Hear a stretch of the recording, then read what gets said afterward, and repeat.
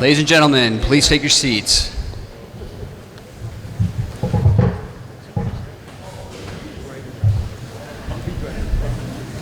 Good evening. The legal voters of the Wyndham Southeast School District, comprising of the voters of the towns of Brattleboro, Dummerston, Guilford, and Putney, were notified and warned to meet at the BUHS 6 District Number 6 Gymnasium on Tuesday, June 25th, 2019, at 7 p.m. Better? Ooh.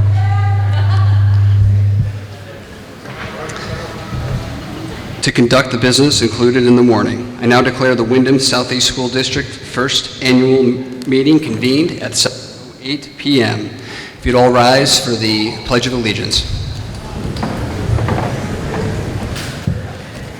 I pledge allegiance to the flag of the United States of America and to the republic for which it stands, one nation, under God, indivisible, with liberty and justice for all.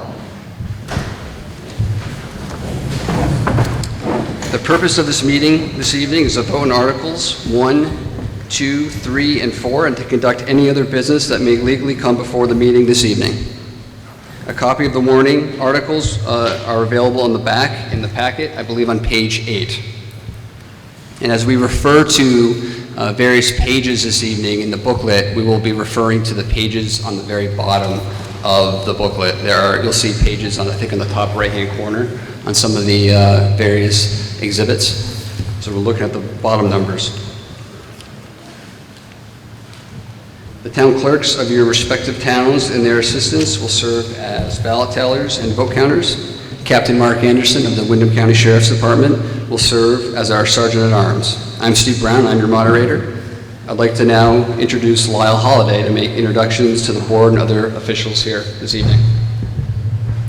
Thank you. I'd like to introduce board members: Tim Morse, Christina Naylor, David Scholes, Kelly Young, Sean Murphy, Ann Beekman, and Emily Murphy-Cower. Also, Frank Rucker, Business Manager, and Barbara Nowakowski, Administrative Assistant. The BCTV production crew is recording the meeting for future viewing. Our sound system is provided by Rich Mayer of Be Heard Sound. Our microphone passers this evening will be Mary Kaufman and Kate Margaitis in the back. The Costa Rica Exchange is selling refreshments in the entryway. Please visit them and spend some money. Voting procedure this evening. To vote on articles from the warning, you must be a registered voter in the towns of Brattleboro, Dummerston, Guilford, or Putney, and have passed through the checklist at the gymnasium entrance. There, your name is checked against a list of legal voters of each town, and you received a voter card that you will show when you wish to speak or to vote from the floor. In the event that a paper ballot is requested, there are paper ballots attached to the card, and you'll be given instructions at that time if that's needed. Non-residents and residents of the towns who are not registered voters of the towns may not vote, but may be allowed to speak with the approval of 2/3 of the assembly. During the voice vote, we request that non-residents please remain silent. Additionally, you may not raise your hand or stand if a physical count is required. We appreciate your cooperation. Minutes are being recorded for this meeting. All motions, remarks, and discussions should be addressed to the moderator. Anyone wishing to address the assembly or anyone responding to questions from the floor must state his or her full name and speak so the comments may be heard by the entire assembly. Meeting rules. During the February 27th meeting, in Article 2, you adopted Robert's Rules of Order to govern the parliamentary procedures of the organization meeting and all subsequent annual meetings. The voting on all matters by voice, by division of the voters, or by paper ballot. A division shall be had at the moderator's discretion or upon demand of 6 or more voters.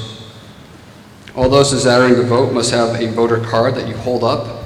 For anything involving a division of the House, or in the case of a paper ballot, there are paper ballots on your voter cards, as I mentioned before. A vote by paper ballot shall be had upon demand of 7 or more voters. All who have spoken at least once on the question will not be allowed to speak unless others have had a chance to speak first or with the approval of the body. You will not be allowed to speak. To gain the floor, rise, address the chair, and wave your voter card. Unless there is an objection, I request that all remarks be kept to less than 5 minutes. Seeing no objection, The comments will be kept to 5 minutes. A microphone will be brought to you. Please state your name and the town you're from before beginning your remarks. Unless there's an objection from the body, those members of the administration and officers who are not residents of the district may speak to the articles since their expertise would not otherwise be available. Seeing no objection, we'll allow non-residents to speak who are members of the administration and who are officers.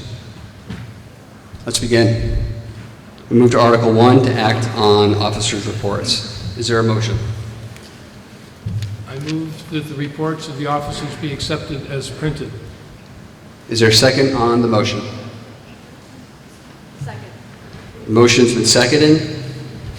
Is there any debate on the motion? Are you ready to call the vote? All those in favor of accepting the reports of the officers, please say aye. Aye. All those opposed, say nay. The ayes appear to have it. The ayes have it. You have accepted the reports of the officers as printed. Moving along to Article 2. I'd like to call the superintendent to the podium, please.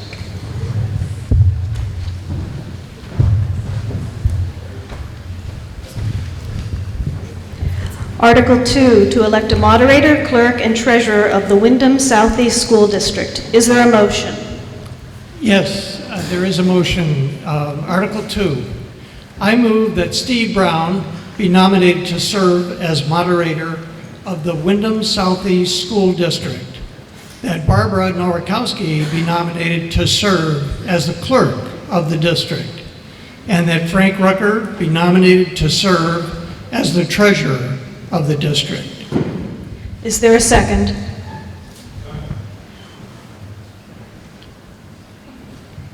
Moved and seconded that Stephen Brown be elected as moderator of Wyndham Southeast School District, that Barbara Nowakowski be nominated to serve as clerk of the district, and that Frank Rucker be nominated to serve as treasurer of the district. Are there other nominations?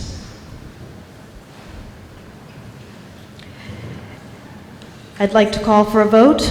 All in favor of Stephen Brown as moderator, Barbara Nowakowski as clerk, and Frank Rucker as treasurer of the district signify by saying aye.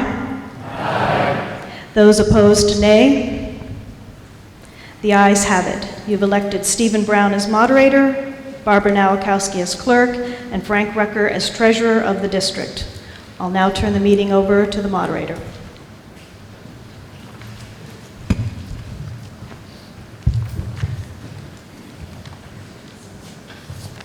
I'm truly shocked that nobody else wanted the job. Article 3. Shall the voters of the school district authorize the school board to expend $50,172,289, which is the amount the school board has determined to be necessary for the ensuing fiscal year? It's estimated that this proposed budget, if approved, will result in education spending of $18,139 per equalized pupil. Is there a motion? Mr. Moderator, Ms. Beekman. I move that the voters of the school district authorize the school board to expend $50,172,289, which is the amount the school board has determined to be necessary for the ensuing fiscal year. It is estimated that this proposed budget, if approved, will result in educational spending of $18,139 per equalized pupil. Is there a second on the motion? The motion has been seconded. Ms. Beekman, do you have any comments on your motion? I don't believe you do. I understand Christina Naylor has a few comments on behalf of the board.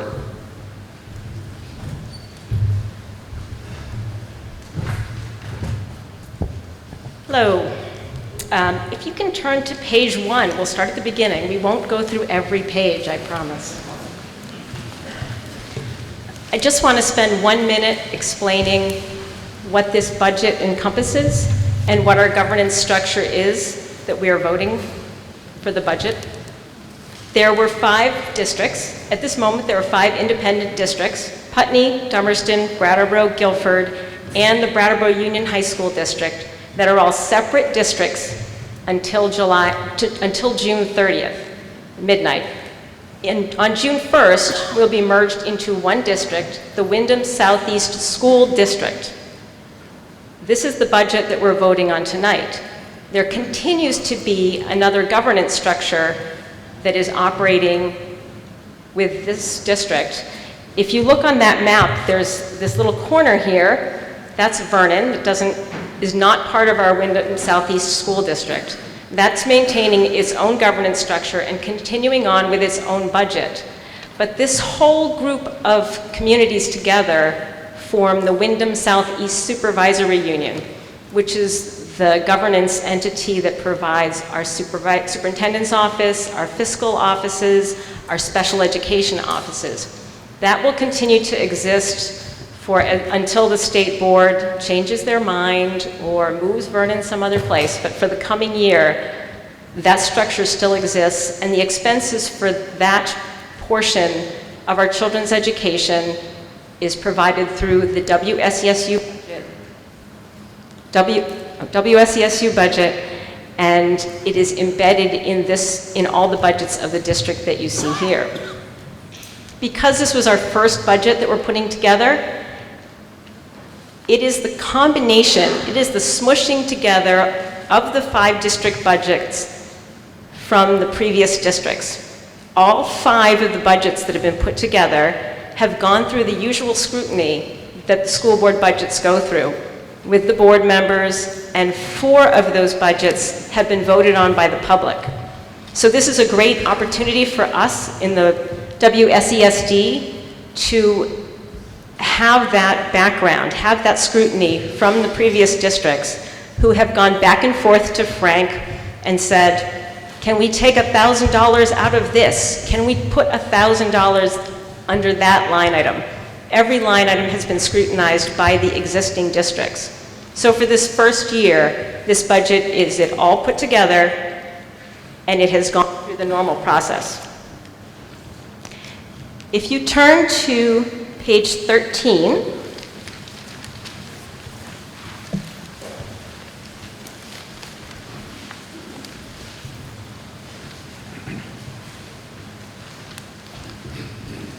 you can see each school district's budget and the spending that each school district has for each line item in a very general overview fashion.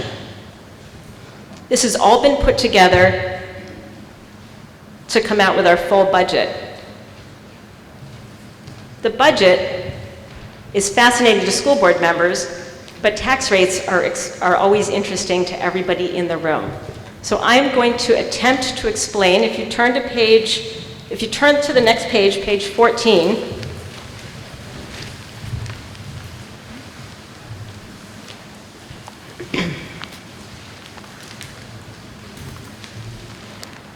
nothing like a government form on a beautiful June evening. So there are 2 columns. One, FY19, that's this current fiscal year that ends on Friday night, I believe. And then FY 2020 is what we are voting on, and that's our first unified budget. Now, it shows that the WSESD had a budget last year, which we did not. But Frank carefully put together what it would have been if we had smushed all those budgets together last year so that we could compare spending and revenues on a year-to-year basis. But for discussing how our tax rate is formed, we're looking at the FY 2020 column, the column closest to the page break there. So the amount that we are expending, $50,172,289. For the purposes of calculating tax rates, you reduce that by our revenues. If we get tuition, if we have grants, that is the amount on line 10, which is the second line. It's clearly a government form. That amount of revenues, grants, donations that we receive is $9,648,000. I'm not used to these very large budgets. I apologize. I'm from a small town. $9,648,986. That amount is subtracted from our expenditures to come out with our net education spending. In the state of Vermont now, since the Brigham decision, funding is done statewide on the basis of how many students we have. So the two most important factors in our budget is how much we're spending and for how many students. And it's not just the regular student count, that would be too easy. The state has a formula for determining equalized pupils. Some students may be more expensive to educate than others, so the state weights student differently. For example, a pre-K student only counts as 0.46 of a student because the state doesn't fund education for pre-K students as much.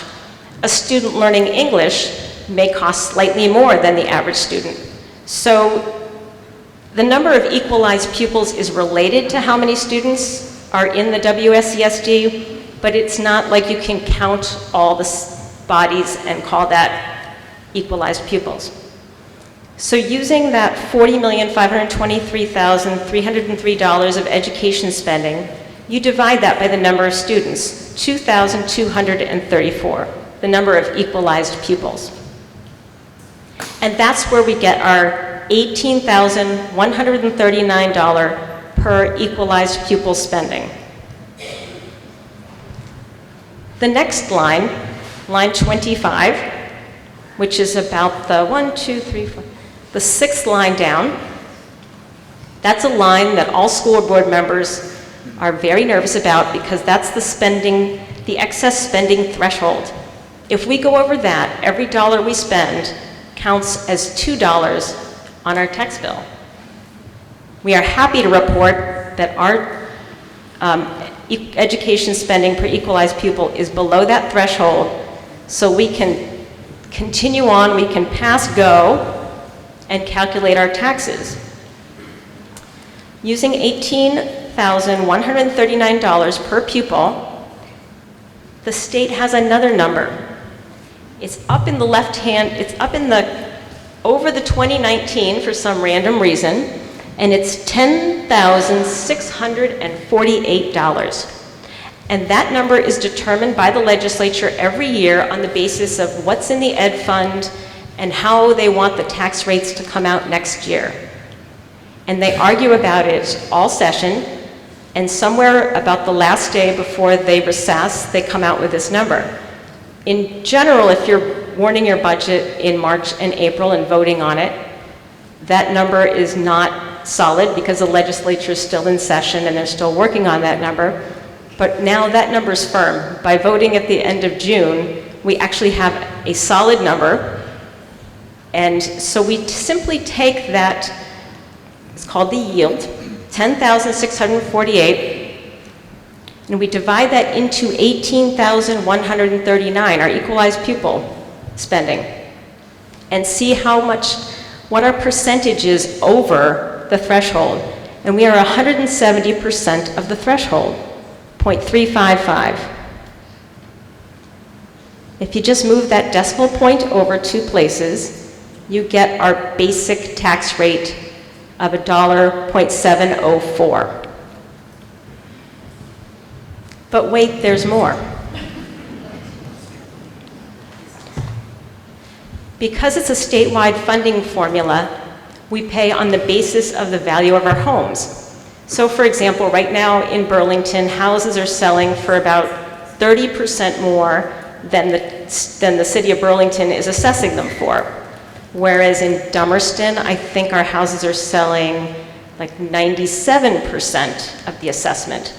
So the houses in Burlington are actually worth more than the tax assessor has said so, than the tax assessment says. So the state every year looks at how houses are selling in communities versus how the assessments are for the houses and come up with another number called a common level of appraisal. And that's comparing all the sales to their assessments, and it gives us an adjustment factor by town. This is where the tax rates for the different towns vary from town to town, because the CLA, how houses are selling in Brattleboro right now as compared to assessment versus how they're selling in Dummerston or Putney is slightly different. So in order to determine your tax rate by town, if you turn to page 15,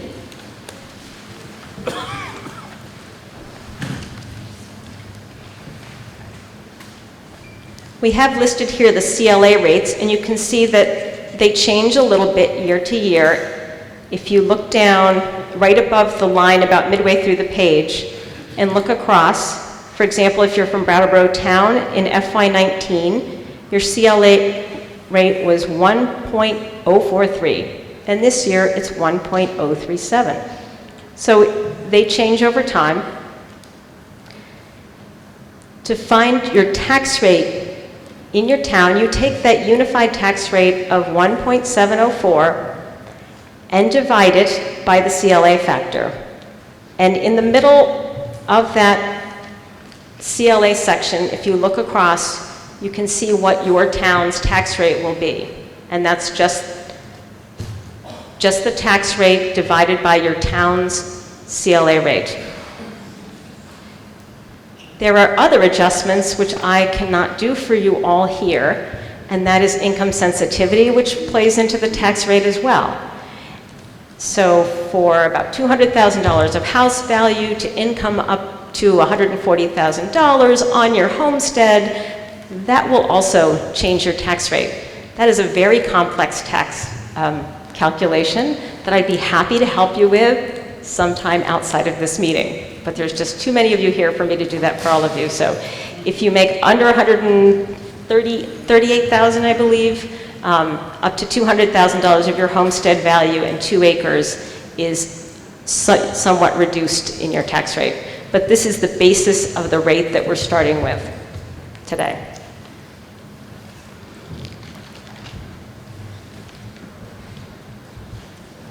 For the next section, we're going to have representatives from each district come up and speak for a few minutes about how their big changes in their budget, how their budget was created, and any changes that you might have seen. All of our budgets have contractual obligations to teachers. Teachers' salaries under their contract have increased, and healthcare increases, which pretty much seem to increase for all of us. So there's some things that are universal through all of our budgets. We have a unified contract. So this presentation will be things that have maybe changed in the budgeting process and a philosophy in budgeting. Do you want to?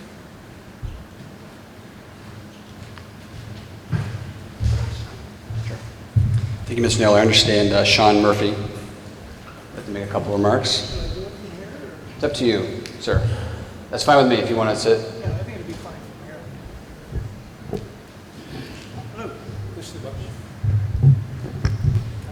Yeah, so I've been the member of the BOHS District 6 Board, and I've also been on the Finance Committee, so I have been involved with a bunch of other people in working with the administrators and Frank Rucker in developing the BOHS District 6 budget. Basically, I'm not sure what page that's on. Out there, because I'm working from the Brattleboro Union High School. On page 20 in your big book will be the BOHS budget. So it's made up of basically the district-wide budget. So the whole budget itself is $25,222,000. And yes. Yes. Wait for the mic, please. It should be great if you could just wait 1 second, please. If you could state your name and your town.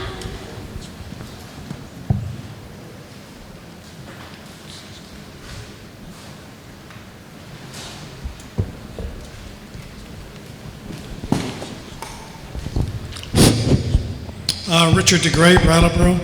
Are we going to be able to question each town after they make their presentation, or are we going to have to hold our questions to the end? It's a great question. So I think each of the towns will give some brief remarks to give some background to the body about their budget or their part of the budget, and then we'll certainly open the floor for questions. Go ahead, Mr. Murphy. So, actually, the BOHS budget in the newsprint is on page 16. So anyway, to go back, the BOHS budget was put together starting in October of last year.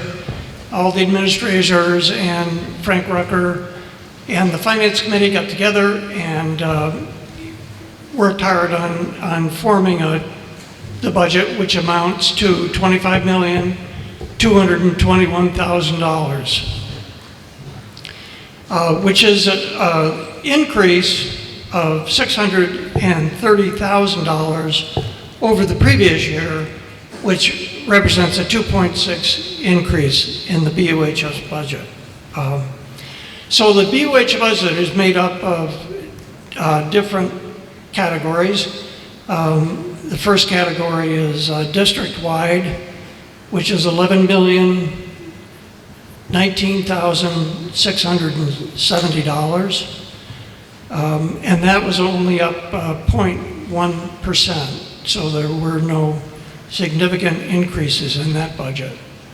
The senior high budget is $8,363,015, which represents a $428,010 increase, or a 5.4% increase. BAM's budget was $3,392,343, an increase of $180,322, or a 5.6% increase. The WRCC is $2,445,972, an increase of $15,192, for a 0.6% increase. As Christina mentioned, the significant drivers on the increase was due to contractual wage and benefits that have been contractually made, and the health insurance increase, which was universal across all districts. The senior high has had some additions in staffing, the dean of students next year, and a full-time clinician, and partly that clinician will be, the funding for that will be offset by Medicaid funding. BAMS will have a full-time academic support position created, and that is partially funded by grant also. And in addition to that, we used $350,000 of our reserve fund at BOHS to lower the tax impact. So that comes up to that $25,221,000. Thank you. Thank you, Mr. Murphy. David Scholes, on behalf of, I think, the BOHS number 6.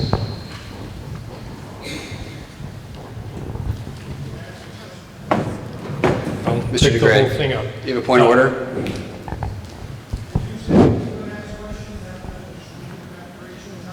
So each town, each board member from each town will give some remarks. Once they're finished, then we'll open it up to questions. I'll let you know, Mr. DeGray. All right. I can tell you have some questions. Go ahead. Thank you, Mr. Moderator. This has been a complex and painful process, very frustrating and confusing over these years. And I'm very grateful to see so many citizens here with us to watch over our children. So thank you for coming and participating. The Brattleboro Town School budget is the same budget that the town approved in March. The largest changes are based on healthcare and uncontrollable costs. And I think the thing that people are most interested in is the tax rate, so I'll go directly to that and then we'll entertain questions later. If you turn to page 15, a little ways down from the top, you'll see the CLA adjusted homestead tax, school tax rates, and the 4 towns are listed there. Brattleboro's is the adjusted rate is $1.642. And if you turn to page 87, you can see how that compares to at the very bottom line, you can see how that compares to the previous 3 years, to the 2017, 2018, and 2019 budget. Thank you. Unless there's an objection, we'll let Christina Naylor make a couple of remarks on behalf of the town of Dummerston. Seeing no objections, we'll allow her to speak for a second time on the motion. Thank you. Thank you. If you turn to page 100,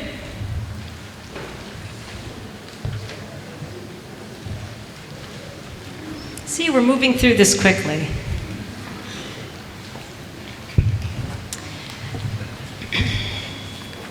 Our budget for FY 2020 that's published here is slightly higher than the budget that was approved by the voters. As I mentioned before, lots of times the information on which school boards have to budget does not come to us until we have already warned the budget, and in this case we had some grant revenues that we got word of after we had published our budget, but it's not that far off, but we were under the spending threshold, which I mentioned before, $18,311. So our tax rate was slightly lower than what is published here, as was our spending. The main reason for our increase, in addition to contractual obligations and health care, was Dummerston's decision over the past 2 years to implement a pre-K program in our school for 4-year-olds full day during the school year. We studied this very carefully. We think it's some great money to spend in education and brings down education costs long-term for the district. Special education issues can be identified earlier before children have to be pulled out of classrooms.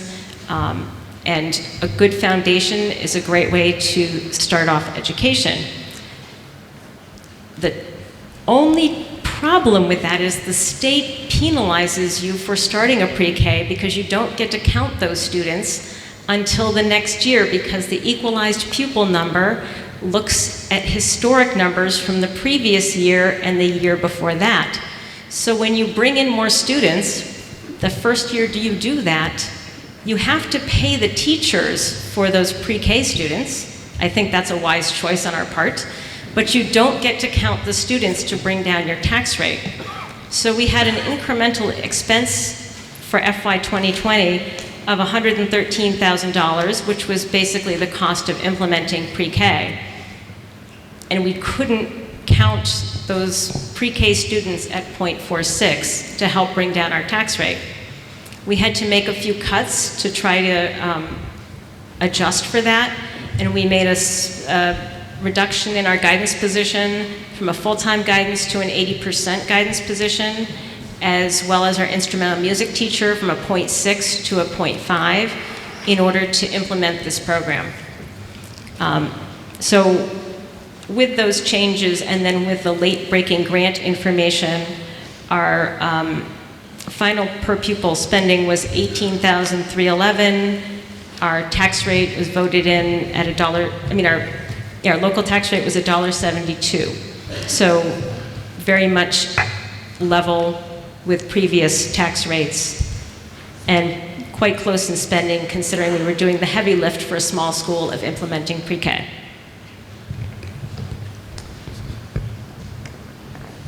Frank Recker, on behalf of Guilford. Sure. Hi. Okay. So in the same general area of the book there, page 106, the Guilford School District budget out of the $50,172,000 that's been proposed. The Guilford proportion of that is the $3,112,000 there you see on page 106. In addition to their proposed expenditure budget as of, this would have been back in November, December, January, when all of these budgets were getting ready for our usual discussion. You'll also see the reserves available at the bottom of that page, which reflects the Guilford School District having been very fiscally solvent. As we've discussed with other proposals on page 107, under a former district governance structure, as David Scholes pointed out, you can see multiple years of historical tax rates, and that in fact the Guilford tax rate has declined since the 2017 proposal. In general, the major new investments that were included in this are an additional investment in pre-K, retaining and actually expanding the academic support for direct instruction, there was a lot of deliberation, as Christina just referred to, around what support programs, after-school programs can be sustained. There was many scenarios, and ultimately this is the proposal that has been included in this budget. Thank you, and Tim Morris from Putney.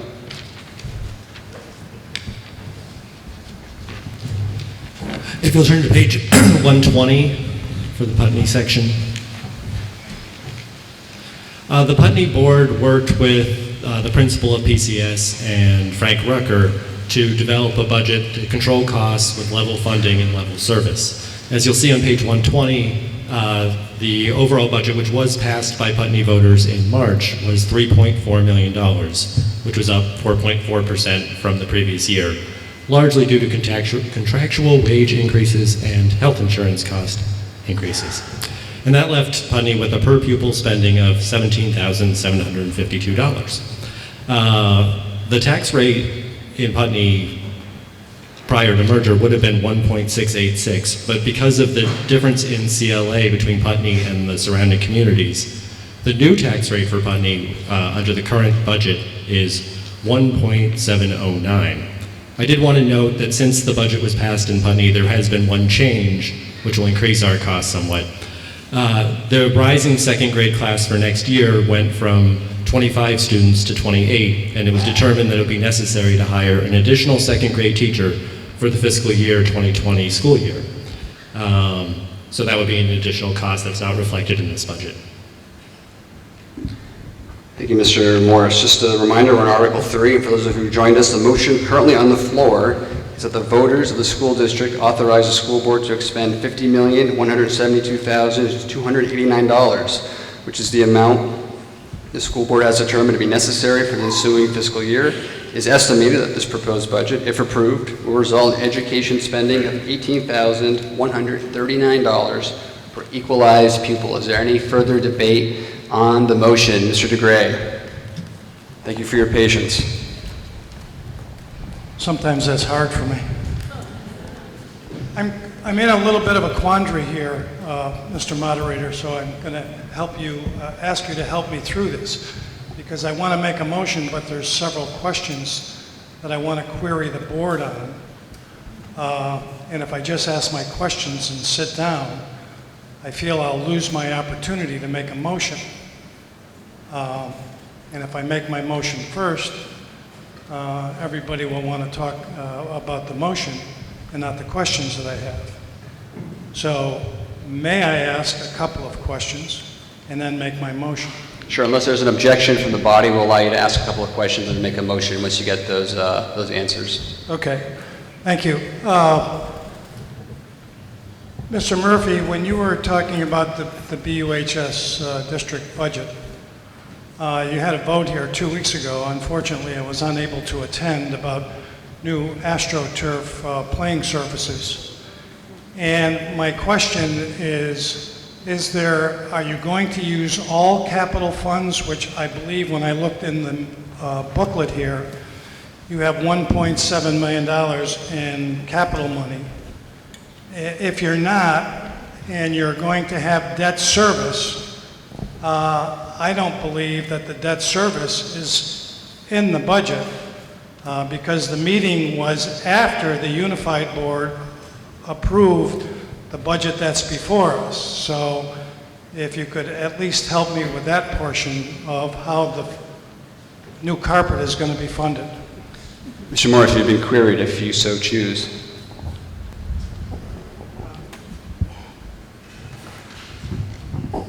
Could I ask you to restate the question just in one sentence? So, Where is the money coming from for the new carpet out the back door here? well, we did have a meeting, and there was a vote taken to raise by a note $750,000 for that. Whether that money will be borrowed or not is a little up in question, because we may be able to do the whole project out of capital fund reserves. That is my question. And if there's going to be a debt service payment, how do you include it in a budget that's already been put forward to the body, and you came in after this budget has been proposed? That's the legal question, is how do we get a debt service that doesn't have a line item in this budget? Unless somebody makes a motion from the floor. Yes. We probably shouldn't have this back and forth dialogue, Well, but it's a question that I'm looking for an answer for because it affects how much money is going to come out of my pocket. So, Mr. DeGray, that's a great question. Mr. Murphy, if you can answer that second question. yes. What I could do that might bring a lot of clarity to this question would be to defer my answer to Frank Rucker, who has a much tighter understanding of every financial aspect. The moderator will recognize Mr. Rucker. So the funding for the debt service is in the capital reserve fund. However, the capital reserve fund does not have a line item for funding in this $50,172,000 budget. That's correct. I understand that. I know that. I can't find it in the budget. The question is, will you clarify, you have enough money in your capital reserve fund right now without taking out a note? If you take out a note, there's a debt service payment, correct? So Mr. Murphy was correct in that there is sufficient funds for the capital project. Of course, this is a vote and a discussion in terms of the article for the fiscal year 20, and the reserve fund certainly has sufficient funding there for not only the first several potential loan payments, but also the entire project if needed. Okay, so we're not going to have there is no debt service payment in the proposed budget. Mr. DeGray, That's all you you have a had to say motion? in the first place. You have Yes, a I motion? do. Okay. Let's hear it. I move to use $500,000 of general fund education reserve to reduce the tax burden on the new district. So the moderator at this time is going to rule that motion not germane to the article, because the article has asked the voters to expend an amount of money to fund the schools. And you're asking, your motion requires the board to use certain funds from a certain area. So you can certainly appeal the chair's decision, but at this time, the motion is going to be ruled out of order. Well, Mr. Moderator, I know this is your third meeting, but I believe... It's actually my fifth. But Fifth? I must have missed two. I believe that we have access to those funds as the body to use as we so fit. Now, certainly the board, when they make a recommendation, they need body approval, just as I need body approval also. So I do believe that your ruling is wrong. are you appealing? I am. Is there a second to the motion to appeal the chair's decision? It's been seconded. It's been moved and seconded to appeal from the decision of the chair. The question before the assembly is, shall the decision of the chair be sustained? So that is a debatable motion. Is there any debate on the motion? If you could please wait for the mic.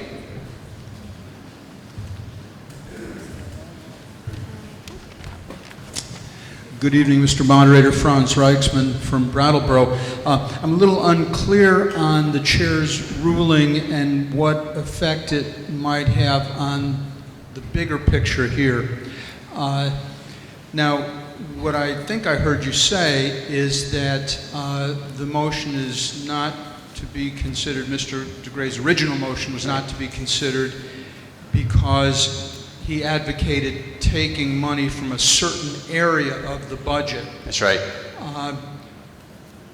Would it be possible, however, I wonder, to just say that the budget should be reduced by a certain amount without specifying where it came from? But that would have to be a different motion. Absolutely. So it's possible to raise or lower the amount of money that's currently in the motion. That's correct. So the appeal would then, if the body supports the appeal, then we would be able to take money from a certain area of the budget? If the chair's ruling is sustained, so in other words, if the body supports the chair's ruling, we go right back to debate on the main motion, and we certainly could entertain a motion to amend the figure in Article 3. A motion to overrule the chair's decision allows the amendment to go forward, and we would then have debate on the DeGray amendment. Does that make sense? Yes, except that it was my impression that we cannot reach into the budget and make a specific change. So it seems to me there's a bigger issue than what the chair's decision is, and that is what is the power of this body to actually accomplish. So I think the body has the authority to raise or lower the figure. So the body could add $500,000 to the budget. The body could lower the figure by $500,000. The body cannot direct the board as to what items in the budget to cut. So what happens if we overrule your decision then, if this body does not have the power to do what Mr. DeGray is proposing that we do? That's a great question. So, well, the first effect would be that we'd have a debate on that motion. And if it passed, then it'd ultimately be up to the board to figure out the effect of that motion and the binding effect it would have. Thank you. Further debate? In the back? I'd like to call the question, please. There's been a motion to call the question that requires a 2/3 vote. It is non-debatable. So all those in favor of, and let's just be clear, this vote simply has the effect of then voting on the chair's decision. So this first vote is to vote as to whether or not we should end the debate, okay? Is there a second on the motion to end debate? The motion's been seconded. Thank you, Mr. Rosman. Mr. Moderator. Yes, Ms. Barton. Point of order. Yes. At this point, I am totally lost. Sure. Have we had a motion on Article 3 yet? So there's been a motion on Article 3. If you had a motion and it was seconded on Article 3, how can you make another motion before that one is resolved? So we're getting very deep in the Robert's Rules of Order here. So there's been a motion to amend, which takes priority over the primary motion, which is what's been moved in. I didn't hear a motion to amend. I heard a separate motion. So Mr. DeGray filed a motion or moved to amend the main motion. The chair ruled it out of order, and we're now deep in that issue. So let's get first to the issue of should we end the debate on the chair's decision. So all those in favor of ending debate, please say aye. Aye. All those opposed, say nay. Nay. That's a difficult question. Is there, the chair is going to call a standing vote because it is too close for the chair to decide if that was by 2/3. So here we go. All those in favor of ending debate, please rise and remain standing until your vote's been counted, or please raise your card if you prefer to remain seated. Thank you.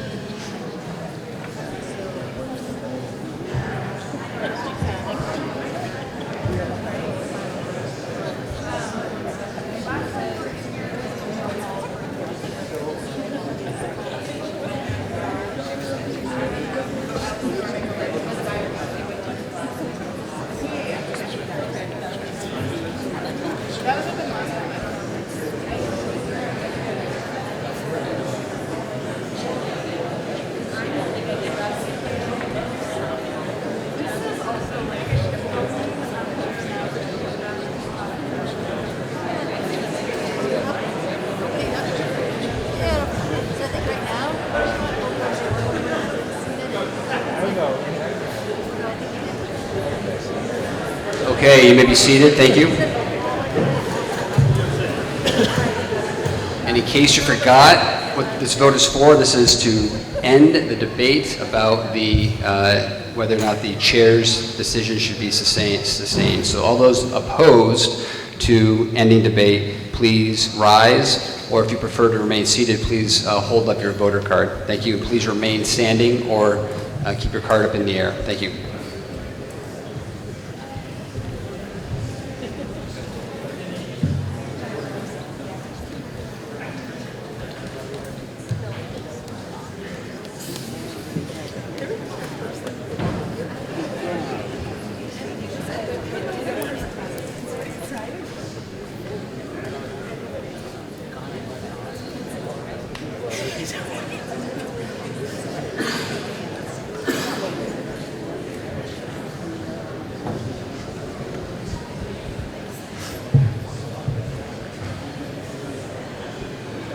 Okay, you may be seated. Thank you. So the vote to end debate is 143 in favor and 45 opposed. There's a 2/3 majority that have ruled in favor to end the debate. So we are now on the question of whether the chair's decision should be sustained. That is a decision to rule the DeGray amendment not germane to Article 3. So all those in favor of sustaining the chair's decision, please say aye. Aye. All those opposed, say nay. Nay. The ayes appear to have it. The ayes have it. You have sustained the chair's. Okay, so that's one request. I believe now we need to have 5 more voters. Are there 5 more voters who would like to see a division of the House, a standing vote? So I see 1, 2, 3, 4, 5. Okay, we see 7 or more. So the question, we go back now to, the question is whether the chair's decision should be sustained. All those in favor, please stand up and remain seated, or please raise your card if you remain standing. And please remain standing. Thank you.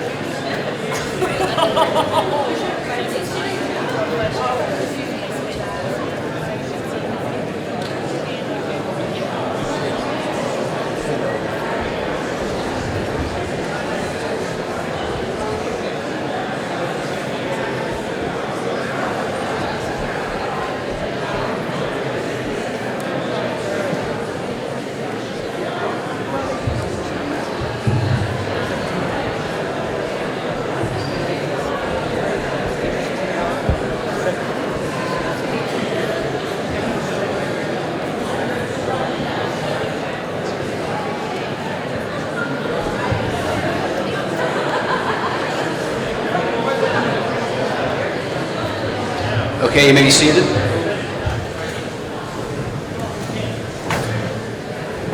All those opposed to, so we just voted all in favor of sustaining the board's objection. All those opposed to sustaining the moderator's decision, please stand up and remain standing, or please raise your voter card in the air if you're seated. Thank you.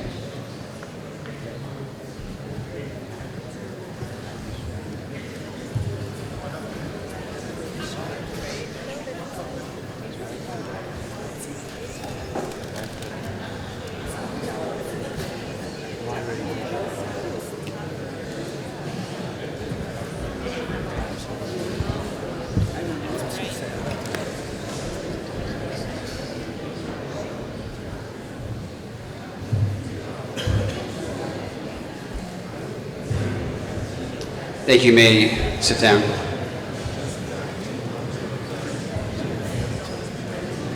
The vote tally, 169 in favor of sustaining the chair's ruling, 32 opposed. So the chair's decision has been sustained. We'll now go back. Is there a point of order? No. Okay. All right. We'll go back now to debate on Article 3. The motion currently on the floor is as follows: that the voters of the school district authorize the school board to expend $50,172,289, which is the amount the school board has determined to be necessary for the ensuing fiscal year. Is estimated that the proposed budget, if approved, will result in education spending of $18,139 per equalized pupil. Is there debate now on this main motion? Yes, in the black dress.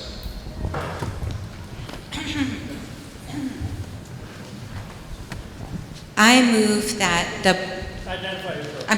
Robin Morgan, Brattleboro. I move that the budget be increased by the amount of $100,000 with the intention that that money be used to support the work of the Office of Diversity, Equity, and Social Justice. And I'd like to speak to this motion, if I may. Yes, so I just want to make sure I understand the motion. So you'd like to add $100,000 to the figure of $50,172,289. Is that correct? Yes. So let's take this in 2 parts. Let's first, because this Article 3 really only allows you to raise or lower the budget. So we'll debate on the $100,000. You can certainly talk about why you'd like to raise it to $100,000, and then in new business, you could certainly make a motion, a non-binding motion on the board to direct the board to how to use that $100,000. But certainly, obviously it's not binding on the board, but the body can certainly make that recommendation. Is that acceptable to you? Yes. Okay. So I can still talk about that in my, You certainly Moment can, here. yes. So is there a second? All right, I hear a second on the motion. And I did some math, and Mr. Rucker, if you could confirm, I believe that raises the equalized pupil dollar amount to $18,184. Is that correct?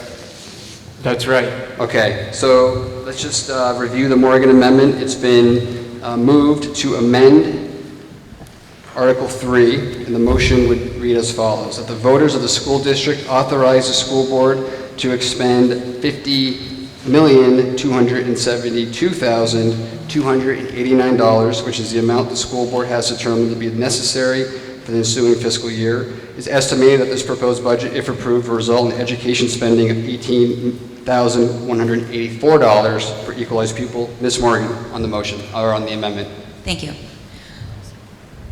Deepening our support for equity and justice for our diverse community and student body is something we have been discussing for the past few years on the Brattleboro Town School Board. In May, Michaela Sims, the coordinator of the WSESU Office of Diversity, Equity, and Social Justice, brought forward a proposal she created for a 5-year plan to address this district-wide. And with the discussion that ensued, that proposal turned into this request to add funding of $100,000 to our WSESD FY20 budget, with the intention that it be used for that purpose in the upcoming school year, and with hope that that funding level will be continued in the WSESU budget for subsequent years. Now, this is the blue handout that many of you, I hope all of you, picked up when you entered, and with the understanding that this is only a request to increase funding and that we cannot direct the board on how to spend it. But these were some examples of what kind of things this money might be spent on if the amendment were approved. So again, it is not a binding budget, but the blue document is to give examples of what kind of things this money could be spent on. At our June 5th meeting, the Brattleboro Town School Board voted to support this motion, and at their June 18th meeting, the WSESD Board also voted to support it. As I look forward to the society that our students are creating as they grow into adults, it is my sincere hope that by deepening their understanding of the beautifully diverse culture that we live in and the injustice that has persisted here since our country's very beginnings and continues to have widespread effects on our present society, they can use that understanding to build a more just and more humane world. Having all kinds of diversity celebrated, supported, and reflected in our schools is important to all students' development, but especially so to Indigenous students and students of color, students who identify as LGBTQ, disabled students, students who are affected by economic insecurity, and other marginalized people. For instance, our schools in the Brattleboro Town School District have about 20% of the student body who identify as a race other than white. The staff and faculty of our schools are far below that mark, closer to 1%. What message does it send to our kids of color when they don't see themselves reflected as role models and figures of authority? What message does it send to white kids about who should be in charge in our society? What messages are we implicitly sending by which people are included in our reading and literature lessons, our math questions, our art and music and science learning, and whose stories are told in our history books? This funding would allow our schools to make some groundbreaking steps to really become affirming and transforming institutions. This is work that takes a long-term commitment, and I hope that our communities are willing to make that commitment today and going forward into the future. Thank you.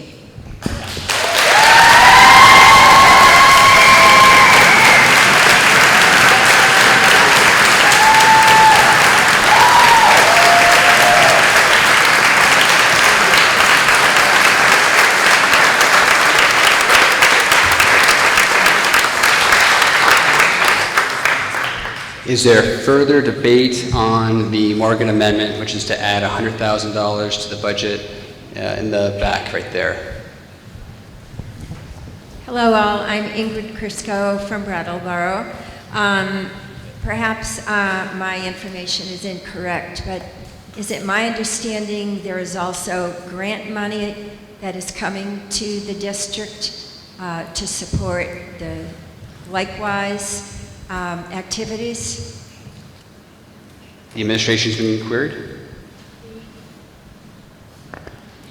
The Wyndham Southeast Supervisory Union Board voted to increase the diversity position by 0.5 FTE. All of that is now moved into Wyndham Southeast Supervisory Union. So next year we will have a 1.5 FTE diversity equity people. So the second part of my question is, I'm curious as to why the tasks that are identified on the blue sheet won't fall into the job descriptions of the existing diversity staff. I believe it's felt that there is more needed, a 0.5 person spread among 10 schools, in addition to Michaela Sims, who's been our diversity coordinator for BUHS, BU number 6, certainly is only a token. It will not cover all that we're hoping to be able to do with diversity, equity, social justice at Wyndham Southeast School District. Is there further debate on the Morgan amendment? Yes, in the front. The microphone is on its way. You can just state your name and your town, please. Maya Hasegawa, Brattleboro. I just wanted to clarify, does this put us over that magic number? It doesn't. I couldn't hear the figure that you gave. 18,184, so 18,311 is the penalty, so still well under the penalty. Okay, thank you. Further debate on the motion in the way back on the grandstands. My name is it on? My name is Curtis Reed. I'm a resident of Brattleboro. There's also another element, which is in order for us to grow our economic pie, we need to have a workforce that is capable of attracting consumers of color, providing an experience that exceeds their expectations, and retain their interest and retain their dollars. And if you have a workforce that is culturally incompetent, it's going to drive business away, particularly since we're dependent upon the growing demographics outside of the state for revenue. So fully support the addition of $100,000. And it should be looked at also through an economic lens and not simply an educational or social or moral lens. Thank you. Further debate on the Morgan amendment. Further debate? Yes, in the front.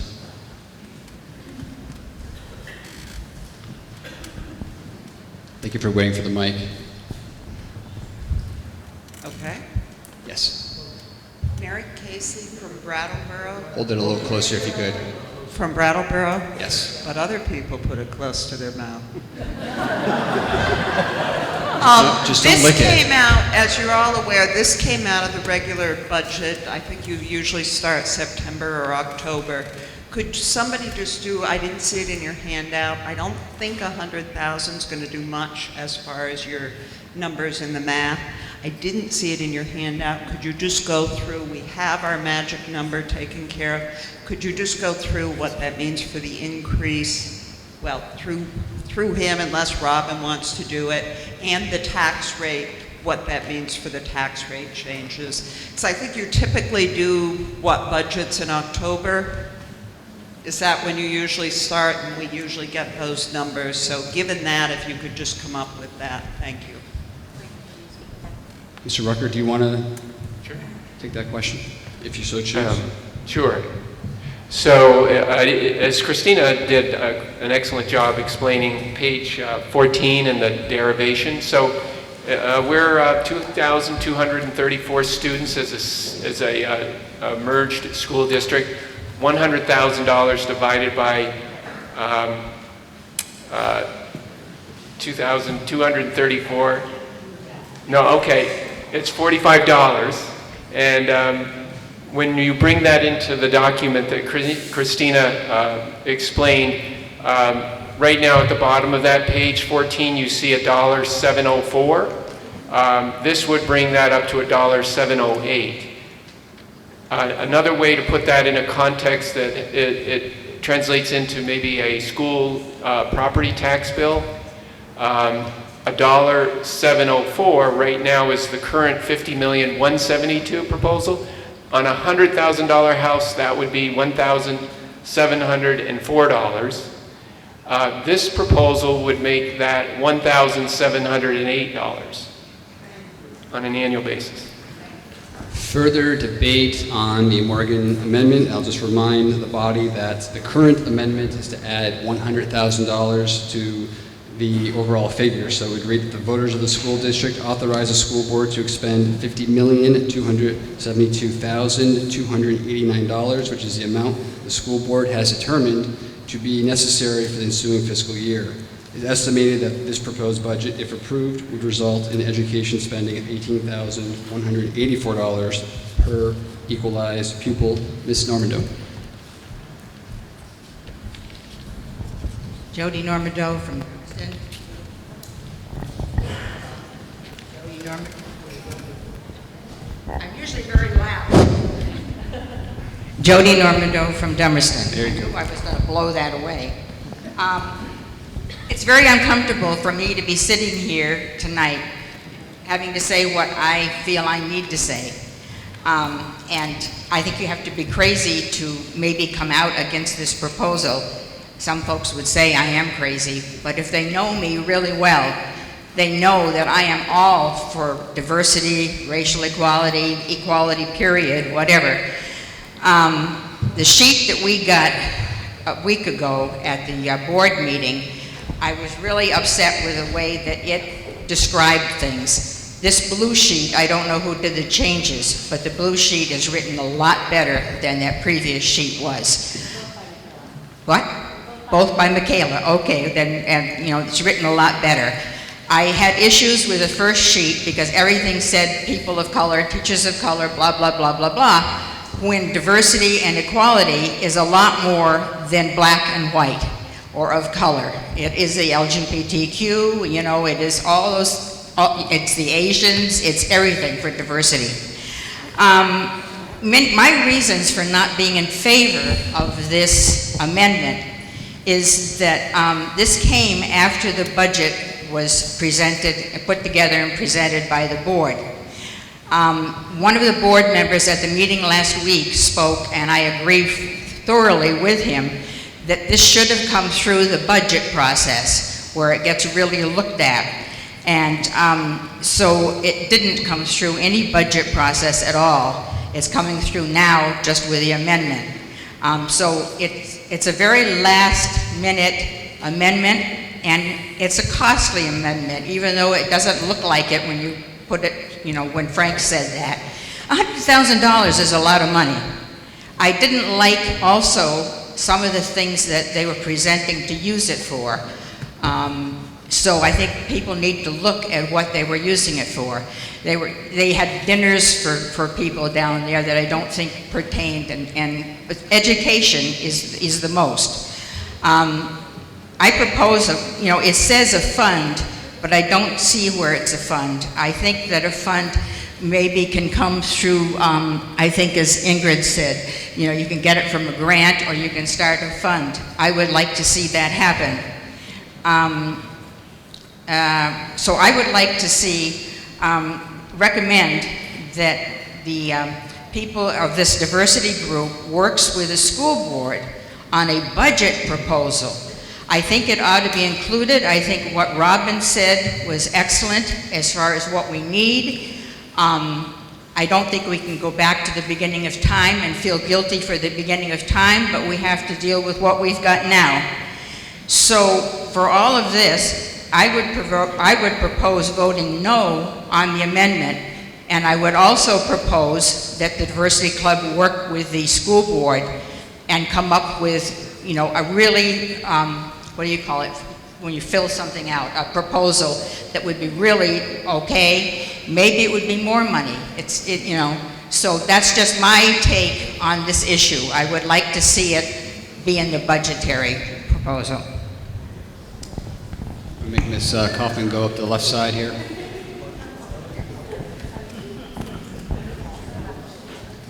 Eric Kruger, Town of Dummerston. I'd like to speak in support of this proposal.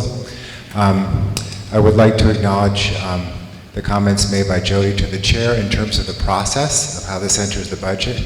Dummerston has a tradition every year of doing an excellent budget, and then we have somebody come in at the last moment and propose a change. Sometimes that's what participatory democracy looks like, and that's why we're in meetings like this, where the will of the people can be stated. I'd also like to acknowledge the comments to the moderator of Kurt. Sorry.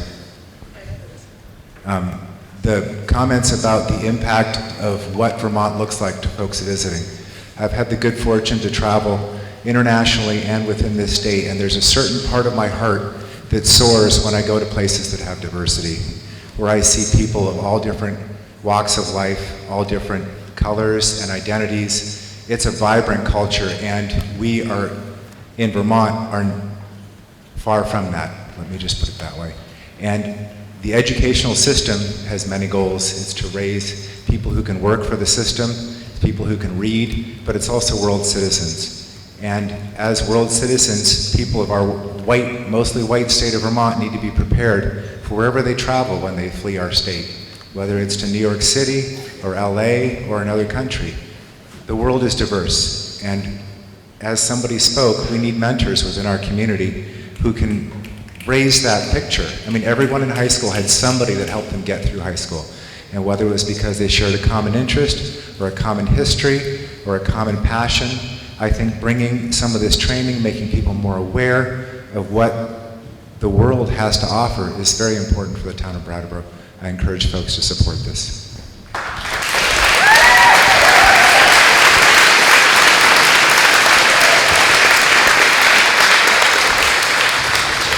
Further debate on the Morgan Amendment in the orange. Hi, Lori Cartwright from Brattleboro. I'm in favor of this amendment, and I encourage my fellow neighbors to also support this amendment.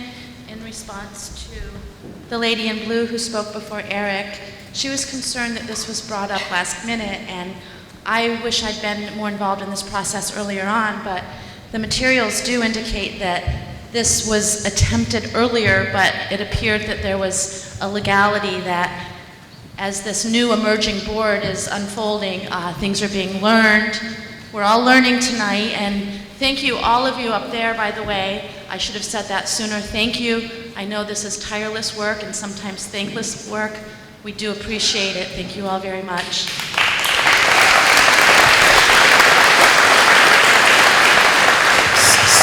So what I was trying to say is that it does appear that a group of people did try to move this through sooner than tonight. It doesn't seem to be a last-minute addition to me.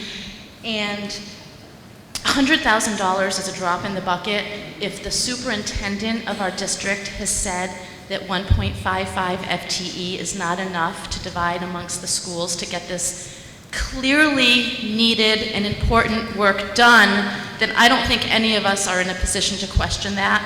Thank you.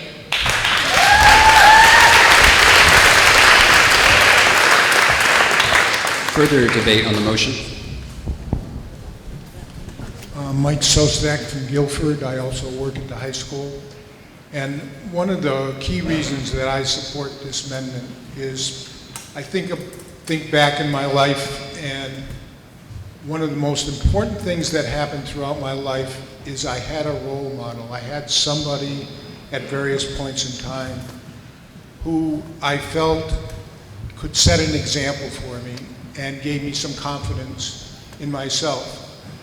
I feel really bad for kids in our school because we have very few people, marginalized people, I'll use that term as a global term, but people of color, LGBTQ, and so on, people in key roles, in administrator roles, in counselor roles, and in teaching roles. And the reason is often given, and I pursued the reason, is why is this so? And the reason often given is, well, we don't get the applicants when we have job openings. And that is part of what the $100,000 is for, is to change things. So indeed, we not only get the applicants, but people who come want to stay. And that's really important, I think. Further debate on the motion.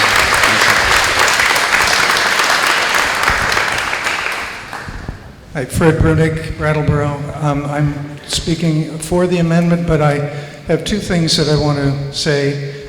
One, to remind Ms. Normando that we cannot direct the board to spend this money in any particular way. They have to choose. We can encourage them, but we can't direct them. So I think there are a lot of great suggestions here, and hope that the board will take them.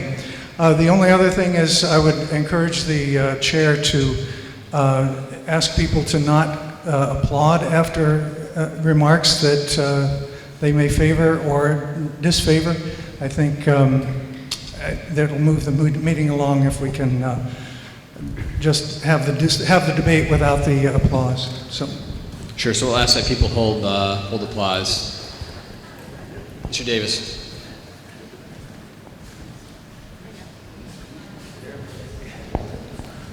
Thank you. I'm Andy Davis, Brattleboro.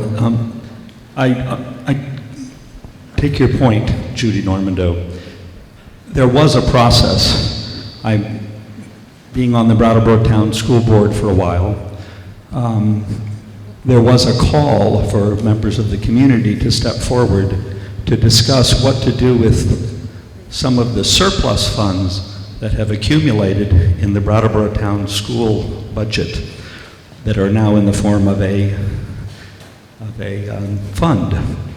And a number of people came forward. This was one of the proposals brought forward to move in this direction. There was also proposals about energy efficiency.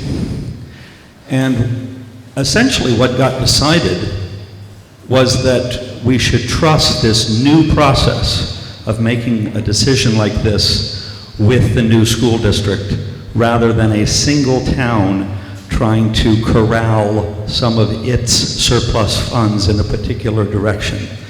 So there is a budget process that we use every year, but this is another kind of process that's happening at this moment in time because of this new union, that there's money that is being brought to the table, and it's a moment, it's an opportunity. And I would say that this topic, we could be trying to raise money for a particular part of the curriculum, but this issue goes over the whole curriculum. It has to do with our identity. It has to do with who we are as a nation, as a community, and as a country. And I think it's really important, and it's actually fitting at this moment of unionizing these 4 towns, these 5 different districts, that a topic like this can bring us together. It's not a huge amount of money. It would be to my family $100,000, and it seems like a large amount of money. I think it's 1/5 of 1%. But it could go a long way to bringing us together and bringing our students to a higher level of understanding of our world, our history, and who they are. Further debate on the amendment. Mr. DeGray. I want to correct something that Mr. Davis just said. And when the town school board was looking at spending $800,000, I was the one who went to the meeting and said that they didn't have the authority to spend that money. It wasn't anything that the board decided to look forward to the new board. So I want to correct you on that, and I think you know it's correct, right? Am I telling the truth there? Mr. DeGray, I'd ask that you I focus your remarks on the I wanted to make sure that got on the record and corrected. My disappointment with this process is what happened 2 weeks ago here in this gymnasium. I wasn't here. And it's the new turf football field. And we have this proposal here. And not to say that these proposals and what was voted on by 41 voters, I believe, are not good proposals, but they weren't very well vetted and publicly encourage people to come and talk about the issues, whether it's the football field or diversity. Now, I don't know about the hiring practices in the high school. or any of the town schools. I don't know how many people of color or minorities apply for jobs. I don't know why jobs aren't filled. And like the town has adopted a new proposal with a better recruitment process and outreach. I am hoping that this new board does that. And I'm not going to vote for this, and I'm not going to vote against it. So when you ask for the vote, I'm going to abstain because I'm disappointed at process. And when we're teaching our students about life, there is a process. And I don't feel that this board, the town school board, or the high school board has followed a very good process for this budgetary process that's before us tonight. Further debate on the motion, on the Morgan Amendment. George Carvel, Brattleboro. I heard the discussion about process. Process has its place, but I'll always go for people over process. Further debate in the front here. Hi, Laura Chapman from Putney. I was going to say something very similar, progress over process. But I just want to say that, as somebody else said, $100,000 is a drop in the bucket. And how long are we going to wait? Are we going to wait another year for this till the process can take place? Because I don't want to go home and tell my kid we're waiting another year to do what's right. On the aisle, further debate. I think we're all decided, so let's move to call the question. All right, there's a motion to call for a vote. Requires a 2/3 vote from the body. It's non-debatable. All those in favor of ending debate, please say aye. Aye. All those opposed, say nay. Nay. The ayes appear to have it. The ayes have it. You have ended debate. So we'll now vote on the Morgan Amendment. I will read the Morgan Amendment one last time. The motion on the floor, right? Is there a point of order? Excuse me, if you could wait for a mic so we can make sure everybody can hear your concern. Oh, I'm sorry. I'm sorry. Point of order taken. So let's go back. Is there a second on the motion to end debate? That's been seconded. So let's vote again. All those in favor of ending debate, please say aye. Aye. All those opposed, say nay. Nay. The ayes appear to have it. The ayes have it. You have ended debate. So now we will vote on the Morgan Amendment. The amendment on the floor is as follows: that the voters of the school district authorize the school board to expend $272,289, which is the amount the school board has determined to be the necessary for the ensuing fiscal year. It's estimated that this proposed budget, if approved, will result in education spending of $18,184 per equalized pupil. All those in favor of the Morgan Amendment, please say aye. Aye. All those opposed, say nay. The ayes appear to have it. The ayes have it. You have passed the amendment. We now move to the main motion on the floor.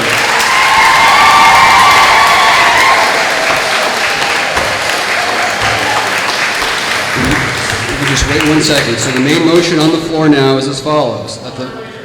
Yes. Yes. Paul Rounds, Brattleboro. You just read and stated that we're voting on the total, not just the $100,000, which was the amendment, which we were voting on. So you took a vote on the total budget, not the amendment, as you should have. So it should back up to vote on $100,000, because your statement was for $50,200,000 and whatever it is dollars, and you never said it was for the $100,000. So, Mr. Rounds, let me explain something. The chair read the motion as amended to add $100,000. The effect of adding $100,000 would change the motion from $50,172,289 to $50,272,289. So the way I read the motion was to add that $100,000. Now, we're back. There's another point of order by Mr. DeGray. I do believe that you have to vote on the amendment to add $100,000. Then, once the $100,000 is approved, and it looks like it is by what I heard, then the new budgetary line item becomes $50,272,000. So- you can't add it before the vote. So I am now going to read the motion as amended. It is now the main motion on the floor. No, it was an amendment to add $100,000 to the budget. That's what we're voting on, to Understood. approve $100,000 to the budget. Thank you. The main motion on the floor now is as follows. That the voters of the school district authorize the school board to expend $50,272,289, which is the amount the school board has determined to be necessary for the ensuing fiscal year. It is estimated that this proposed budget, if approved, will result in education spending of $18,184 per equalized pupil. This is the main motion on the floor. Is there debate on the motion? Yes, Mr. Normando. Paul Normando from Dummerston. I agree with Mr. DeGray. What you've just recited now is exactly what you recited a moment ago and what everybody voted on. And with the intention of voting on the $100,000 amendment. So I think that motion, you should reconsider that. Well, give me 1 second.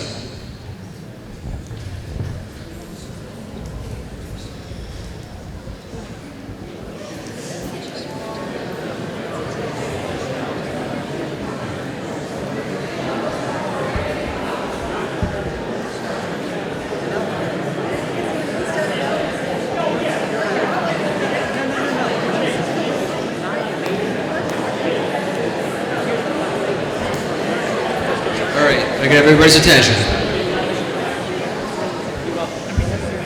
So I understand the concern of a few members of this body. I think what I did is proper. So I'm going to overrule a point of order. It can certainly be appealed if that's necessary. But right now we're on the main motion, and the main motion is similar to the amendment that was just passed. Yes, Ms. Normandou. I may come from a small town of Dummerston, but this is not the way that we do it. We do it with voting on the amendment. And then if the amendment passes, you add it to the main motion. So I object to what has happened. It's not going to change the outcome, but I think we ought to do this correctly. Thank you. Okay, and we're moving along. So now, the main motion on the floor, I just read. Do I need to read that again? Is there debate on the main motion, which has added $100,000 to the budget? Yes. So this is Henry Zucchini, Brattleboro. It might be to Mr. Rucker, but I'm confused where the $1 million playing field is embedded in this budget. To me, it's outrageous that we're discussing to some degree that we're having any debate about $100,000 for diversity, which should be a given, and $1 million for a field.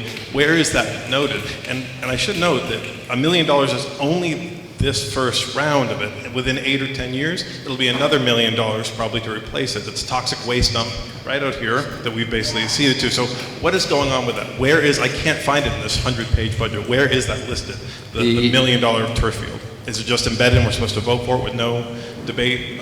Is that what's going on? Thank The you. administration is queried. Mr. Rucker.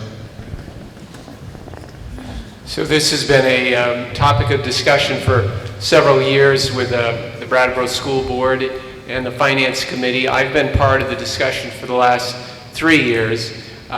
So it has been part of a long-term plan that has been evolving and then recently defined in the summer and fall of this past year. There's been several meetings and discussions about a variety of opportunities to improve and accommodate the student needs as it relates to the differing sports programs. The Brattleboro Board, Mr. Woodworth, and many others have explained the rationale for the field. I don't think it's appropriate to do that at this meeting, but to answer your question, Where's the money? It's in the long-term capital plan. That capital plan is published in the Brattleboro Union High School long-term capital plan in the annual report. It's also on the website. I'd be happy to meet with you after this and help you understand where the funding is. But as I think an earlier question was asked, there is no debt service in the fiscal year 20 because the reserve fund has sufficient funding to pay for it. Further debate on the motion in the back. Lucelena Mori, Brattleboro. I've been hesitating saying this because there's been so much concern about doing things correctly, but I think I'll sleep better this evening if I say this. The whole thing about putting some sort of AstroTurf, I just think it's not healthy for the students. It's not healthy for the environment. I want to personally apologize that I have not come to many of these meetings, because if I had, I would have known what was happening. This never came to my attention. Now that it has come to my attention, I can do some research, because there are a lot of toxins that are going to go into the bodies of the students, and they're going to also pollute. I went to Wayland High School in Massachusetts. We had one of the largest and most successful sports programs in Massachusetts. We didn't have to use AstroTurf. We had all of our sports on grass. And I participated in sports myself. So if the board would like to look at natural solutions that would support the sports programs, I would be more than happy to donate some of my time to that. But I want to take time to register my distress at hearing that money is being allocated for putting plastic over our dear Mother Earth, which is, it's insane and it's not healthy. Further debate on the motion. Further debate, yes. The mic is on its way. Ingrid Crisco, Brattleboro. I'm curious about the pre-K program that is now growing in our district, and I am delighted that it is. I think it is essential. I'm wondering if the board has an estimate on how many 4-year-olds we will have in our large district as of September 1. The administration is queried if they so choose. And then I have a follow-up question. I think Superintendent Holliday, are you? I don't have the exact, but I would say at least 100. We have within Brattleboro Town, 1 pre-K, Putney, now Dummerston, Guilford, all with approximately 15. And then we have many private providers, also pretty full. Is that 100 4-year-olds in the entire district, or those who are enrolled? Enrolled. Is there any sense of how many potential 4-year-olds there will be as of September 1, and what percentage of those would be accepted into a pre-K program? We cap it around 14 to 15. Dummerston will be a little lower because this is their first year. I believe that last year we had approximately two 4-year-olds that entered kindergarten that had not attended a pre-K program. But maybe I'm not clear in what I'm asking. I'm wondering how many other 4-year-olds might be out there who aren't accepted into one of the town programs? So if you look at page 19 in the annual report, it gives enrollment by grade level, and that gives you a good sense of how many kids are in the general region at each grade level. So you see, when you look at that data, it ranges from 170 students, this is on page 19, the data with grade level across the top, and then the schools across the rows on the left side. So you see it's ranging from 170 to 160, and then we have 180, 190 in the 10th grade. So your question gets at, in general, if you take any age group, we know that when we get into school that, you know, we cross the years, but in general, I think we're looking at 170. So I think to answer your question, we're probably looking at maybe as many as 50 4-year-olds that are not in our system. If we assume a cohort is about 170 in our region. I do want to point out that the pre-K number, 147 from Brattleboro, that includes more than 4-year-olds. So if you look at the kindergarten numbers, that will give you a more accurate number of how many 4-year-olds there were, because they would be entering kindergarten as 5s. So to finish my questioning, I would like to encourage the board to look at the number of eligible 4-year-olds. Eligible meaning they are 4 by, I assume you're using the September 1 eligibility date, and to find ways of accepting every family's request for 4-year-olds to attend a pre-K program. And I don't know if some of that money might come out of the additional 100,000 or some other sources, but I think that program is essential for every reason that was given to support the diversity initiative and more. That's all. Thank you. Further debate on the motion, Ms. Normandy.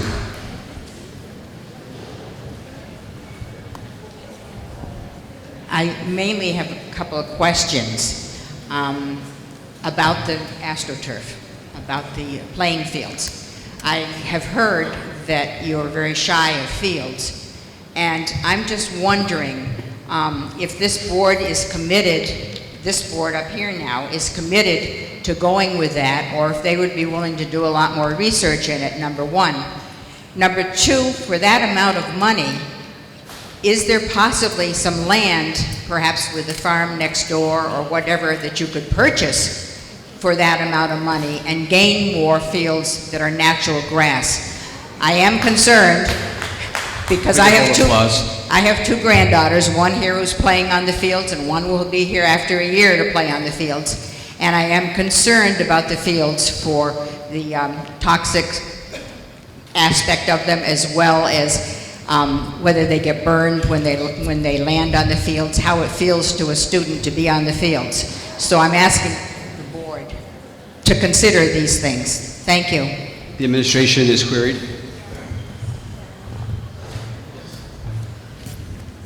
I believe Mr. Perrin is going to field this question, no pun intended.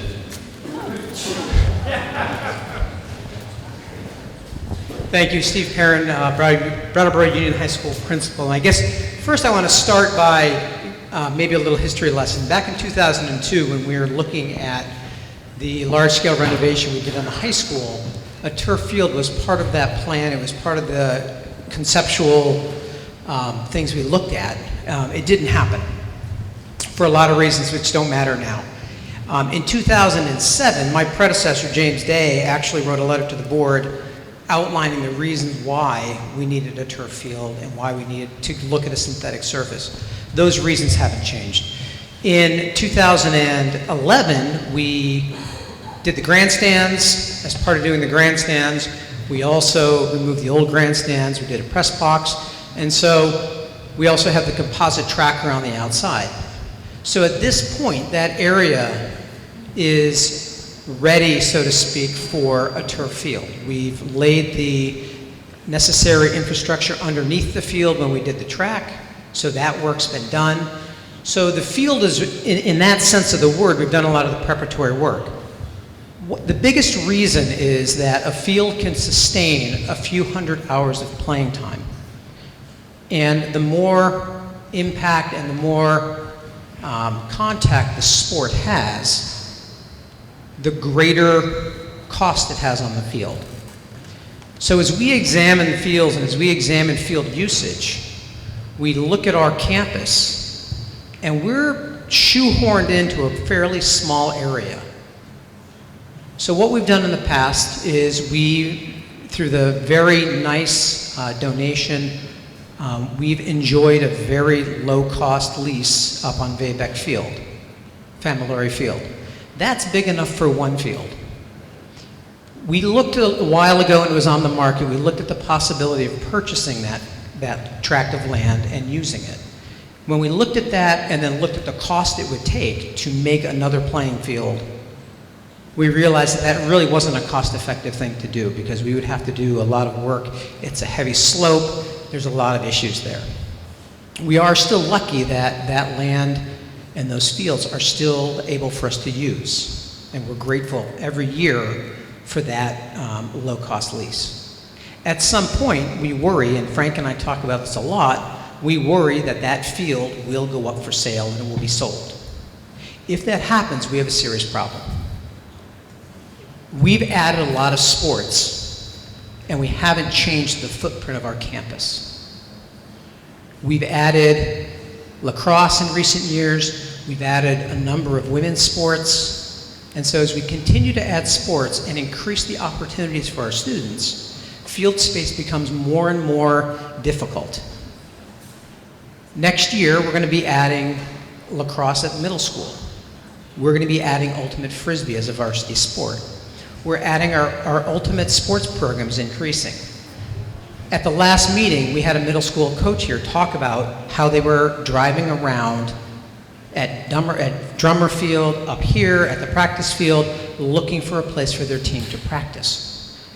So one of the advantages of the turf field is right now, due to the nature of contact sports, during the fall season, the field isn't used very much because we have to preserve it so it doesn't get damaged beyond repair as games happen. What a synthetic surface would do, and it's not AstroTurf, we're decades beyond AstroTurf.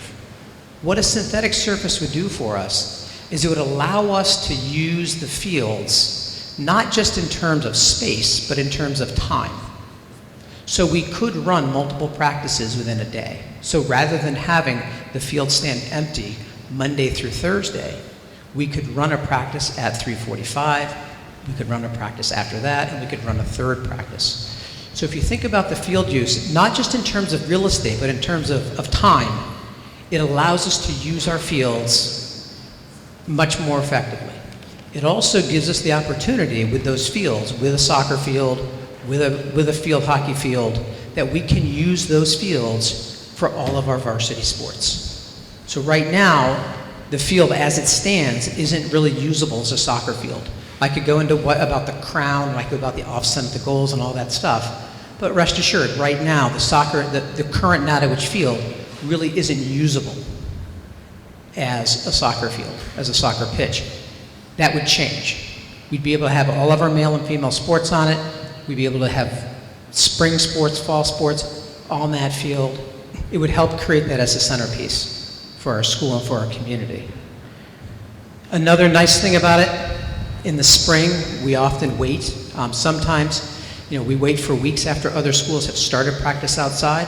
It takes time for the field to become usable. Having a turf surface, having a synthetic surface, would allow us to get outside much quicker with our athletes. Right now, most of the other schools we play, the big schools in the state, already have a synthetic surface. When we go play them now, often what we have to do, if we want to practice on a field, we have to go and rent and bus our students to a turf field so they can practice to get used to the differences between an artificial surface and grass. In terms of health, I think we've come a long way. I would never stand up here and tell you that, you could walk outside and not get damaged UV radiation by the sun. The work we've done, the studies we've looked at, and I don't have them with me to quote to you, Mr. Sawyer did a great job on that at our last meeting. There's a lot of great research that shows that the current synthetic surfaces are safe. Is anything perfectly safe? No, I would never tell you that. Would I let my children play on a synthetic surface? Absolutely. So that's kind of the history. I'd gladly entertain questions about the logistics and why we're choosing that. Further debate on the motion. Last row I can see. Daniel Quip, Brattleboro. I wasn't going to come tonight. I thought, oh, this is a simple budget, everyone's going to just approve it, and turned out not to be the case. I didn't think we were going to get into the turf thing. You know, I thought we were going to spend a little time on the question of equity and diversity, which is really important, obviously. But in thinking about this, one of the things that kind of came up is like, we're trying to move beyond the limits of our natural resources, right? Like, you know, our soil can't handle us playing on it all the time. And maybe we just need to listen to that, right? You know, rather than trying to kind of push past those limits, because that's what's causing us a lot of problems, you know, globally as well. So I just wanted to kind of point that out, that, you know, maybe we need to listen to what our land is telling us and just respect those limits and stay there. Further debate on the motion.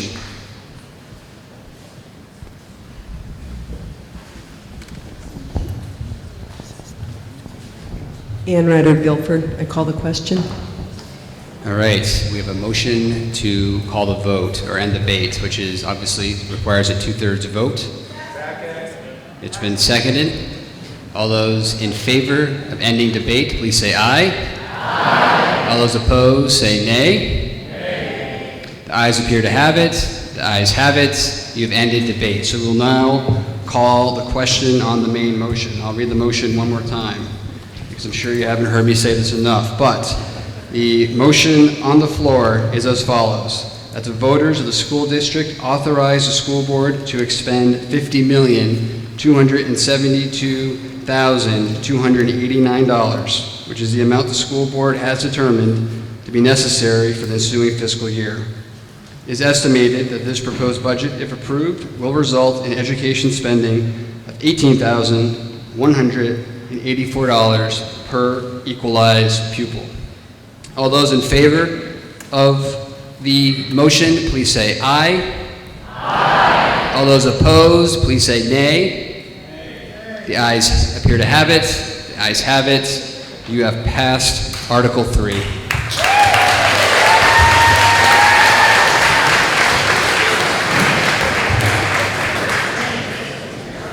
We will now move to Article 4. Shall the voters of the school district authorize the school board to establish a capital reserve fund pursuant to 24 VSA Section 2804 under the control and direction of the school board for the purpose of making capital improvements at the Wyndham Southeast School District sites? I understand Tim Morris has a motion. I move that the voters of the school district authorize the school board to establish a capital reserve fund pursuant to 24 VSA 2804 under the control and direction of the school board for the purpose of making capital improvements at the Wyndham Southeast School District sites. Is there a second on the motion? The motion has been moved and seconded that the voters of the school district authorize the school board to establish a capital reserve fund pursuant to 24 VSA Section 2804 under the control and direction of the school board for the purpose of making capital improvements at the Wyndham Southeast School District sites. Is there any debate on the motion? Mr. Normandeau.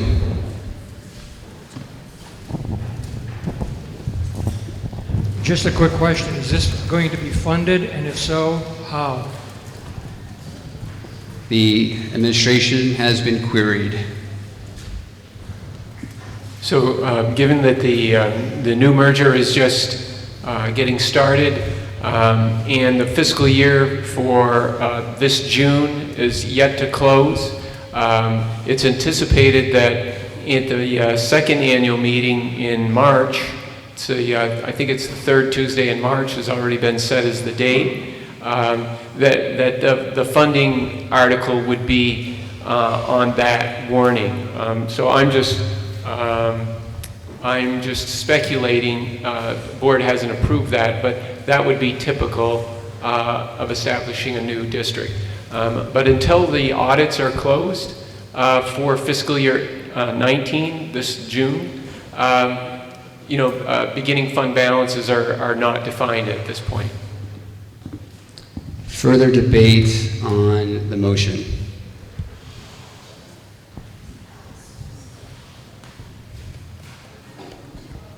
Franz Reichman, Brattleboro. I'm playing a little bit of catch-up on this matter and haven't really familiarized myself with it too thoroughly. But Mr. Scholes was kind enough to give me a copy of the statute that authorizes the creation of the reserve funds. And it's got a little bit, I apologize for going into the weeds here, but it says that at an annual or special meeting duly warned, a municipality may establish a reserve fund to be under the control and direction of the legislative branch of the municipality. I don't usually think of the school district as a municipality, but maybe that is what it's considered in law. So that then basically this would authorize the school board to,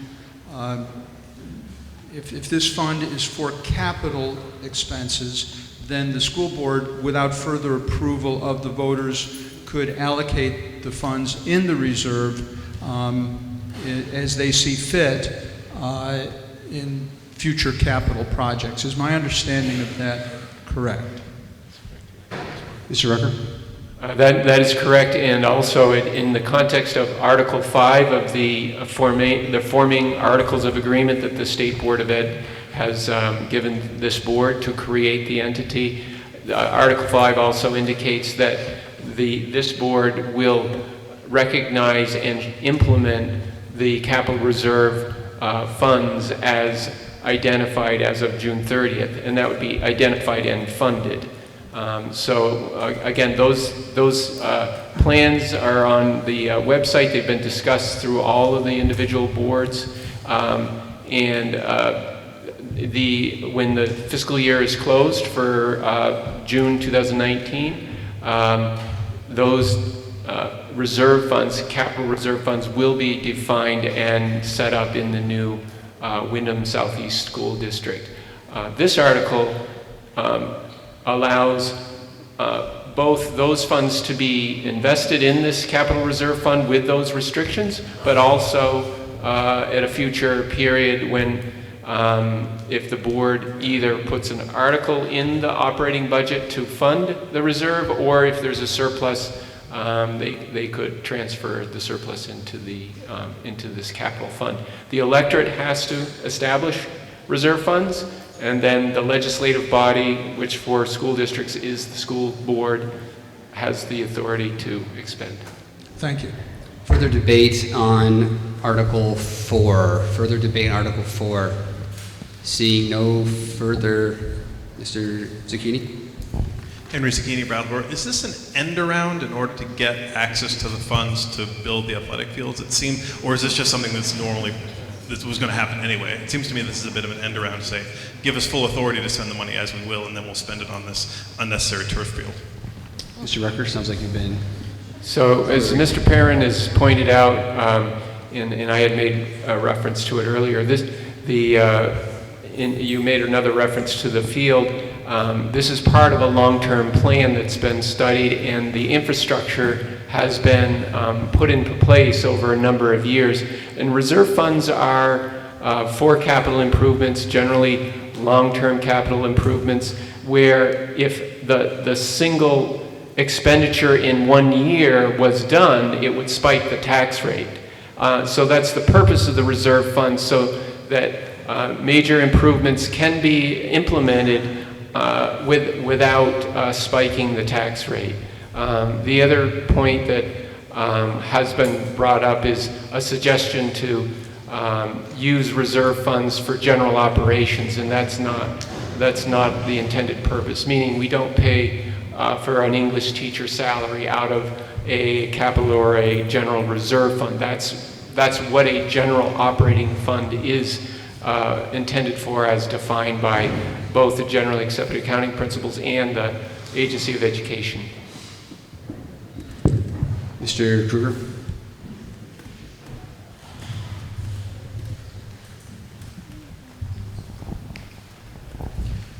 Eric Kruger, Dummerston.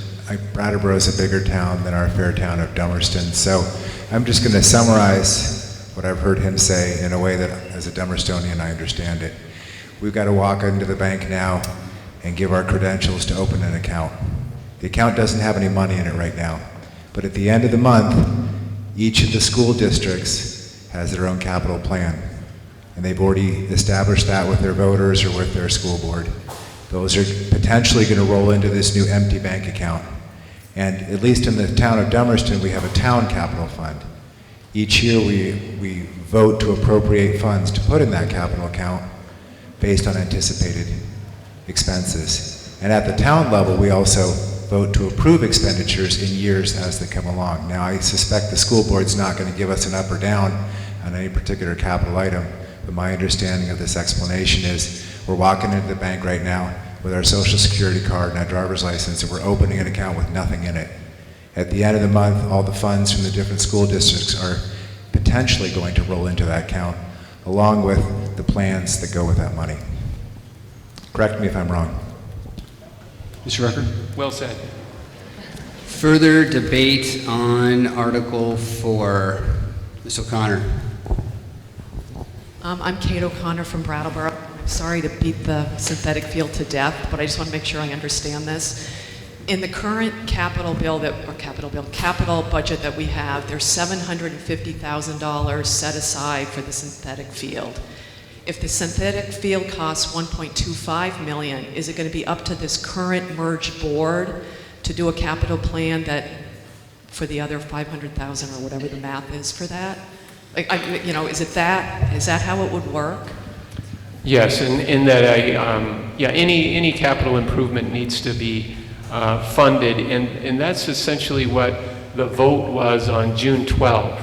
It was based on the deliberations of the Brattleboro Union Board, the Finance Committee, and all of the current board and past boards that sought voter approval to proceed with that funding, and it is intended with over a long period of time. So the answer is yes, and I once again just clarifying, because there is a reserve fund available, there is no appropriation in this fiscal year 20 plan. It's already in the savings. Further debate on Article 4 in the back left side. Yes. Luce Elena Mori, Brattleboro. I will tell those kind people listening to me that I have all of my life I've noticed something about what I say. I speak things that are oftentimes not understood by people for decades. And I've gotten to understand that about myself, and I still have the courage to stand in front of you right now and say, the scientists have spoken, the students have spoken, the young people have spoken. We are in a climate emergency. If we have, thank you, if we have funds in the Treasury, and if we are having plans to make more funds, there should be a clause that says these funds will be spent in ways that are ecologically sustainable, in ways that promote ecological wellness. I remember when I was in high school, it was a wonderful high school I went to, there were clubs where the students went camping, where the students went hiking. There's so many things that the students who really need to move their bodies, because some of the students I understand, I am a career educator and I'm a psychotherapist. I've worked with thousands of people. I understand some people need to move their bodies. You can move your body hiking. You can move your body clearing a trail. You can move your body helping younger children to learn cooperative games. There are many ways to move our bodies in ecologically sustainable ways. When I wanted to build a temple in West Brattleboro, I consulted with several architects. I wanted to do something that was like a underground, I wanted to use stone. And one of the architects I worked with said, Lucelena, the land doesn't want that because there's a lot of water flowing underneath this land. So another person said to me, you can do anything you want. Whatever you want. We'll use foam board, we'll use these large machines, we'll make whatever building you want. I chose to do what was ecologically sustainable, and it wasn't what I wanted. It was what the earth wanted. So, this is not rocket science, but what I'm telling you right now is that there might not be a lot of people agreeing with me right now, but 20 years from now, if we are still even around, you will be saying, oh, something was said at that meeting. So I'm saying, let's wake up right now, and let's respect the earth, because there's one earth, and there's a lot of people, and no, I won't even say that. So I would like us to act together, and I would like us to have the courage to make ecologically sustainable decisions about how we are using the money. And when we have some extra funds for helping the students do some sort of physical activity after school, it does not have to be lacrosse or a sport like that. It may be something that is outside of the current imagination. And I want to encourage us all to use this thing right here. Neocortex. Left brain, right brain. I'm not trying to be disrespectful with all of you, but I don't think that we're really using our faculties the way that we can be using them. We are talking about the children's education. And as a career educator, one of the things I've been most concerned about is that when I work with children, I have been very concerned that their ability to use their imagination has, over the years, over the past over 40 years that I've been working with children very consciously, it has been decreasing. And when I work with children, I feel very sad that they are not able to imagine things because we have not been encouraging them. So, I wanted to say all those things. You all who are sitting up there, you are our new school board. I want you to hear very much what it is that I'm saying. And I implore you to think outside of the box and to remember we have a planet here to take care of for the future generations. Further debate on the motion, Mr. DeGray. Thank you, and I want to thank all the people for sticking around here this evening. I've been here when there's only about 5 people, so it's nice to have company. One of the things, the gentleman from Dummerston's bringing $1,200 to the capital fund if you don't have a fire sale between now and the 30th and try to spend the money. BUHS is bringing $2.3 million to the capital fund. Putney is bringing $0, and Guilford's bringing, I think, $95,000. So the fund is starting actually quite healthy. My concern always is the last 2 weeks of school, and now the last week when this board is still, the regular boards are still in control till July 1, is spending general fund money, which they have the authority to do without body approval, and money which would normally go to the reserve accounts, whether it's capital if they don't spend capital money, but general fund money would go to the general education reserve fund, something I talked about 2.5 hours ago. And so I guess my question, and I'm not in support of this fund, because I do believe that the body plays a role in approving capital projects. And certainly, I don't have a problem with, I hope you come up with a capital plan that says anything under X, whatever X is, and if that's $50,000, you have the authority to spend the money, but it's over X, you want to get body approval. If you want to build a relationship with the voters, then go to the voters and get their approval. Transparency is something that you should have as a hallmark of the new board. So I'm not going to support this, but I hope you come up with a capital plan that has a ceiling on spending and then voter approval from us. Thank you. Further debate on the motion in the back on the bleachers. Hi, sorry, that was loud. Bethany Ranquist, Brattleboro. I have several questions that I think the answers are all yes to them, but I guess I'm just going to ask them, and if the answer is no, somebody could counter that when I'm done. It's my understanding that school board meetings in general are open to the public, and public can attend the meetings and share their thoughts as needed. It's also my understanding that the information to contact the school board members is posted online and also could probably be found through any of the school offices. So if people had questions about anything related to the schools, they could contact the school board or the office, the supervisory office. And this is the one I'm a little unsure about, but I am taking an educated guess that any items that this capital fund is used for would be voted on by the school board before they're spent. If that's the case, I assume that because the public can go to those school board meetings, they would have a chance to voice their opinion.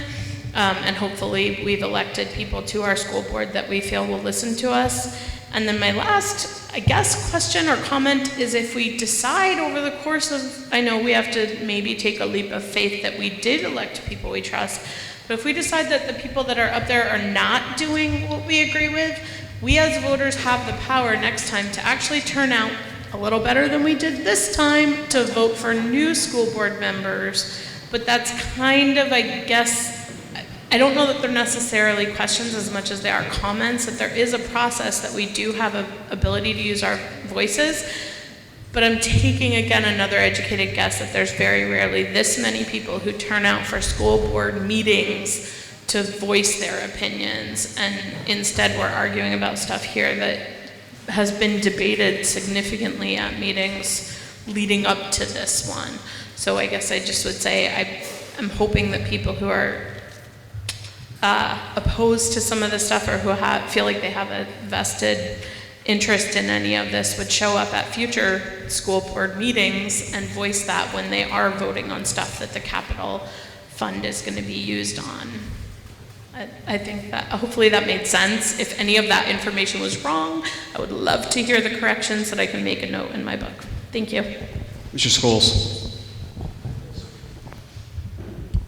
I'm concerned about our quorum. I'd like to call the question. It's been moved and seconded to call the question. It's non-debatable. It requires a 2/3 vote. All those in favor of ending debate and calling for... Yes, Mr. DeGray. Mr. Scholes is probably a little bit confused with town meeting. We don't have a quorum for this meeting here. If you show up, if there's 10 people, we have the meeting. The point is well taken. We have no quorum issues, but there was a motion to end debate. So all those in favor of ending debate, please say aye. Aye. Those opposed, please say nay. The ayes appear to have it. The ayes have it.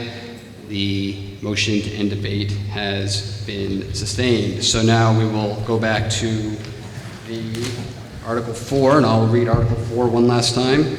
That the voters of the school district authorize the school board to establish a capital reserve fund pursuant to 24 VSA 2804 under the control and direction of the school board for the purpose of making capital improvements at the Wyndham Southeast School District sites. Of those in favor of the motion, please say aye. Aye. Those opposed, please say nay. Nay. The ayes appear to have it. The ayes have it. You have passed Article 4. We'll now go to Article 5, New business. Do we have any new business? Mr. Kruger.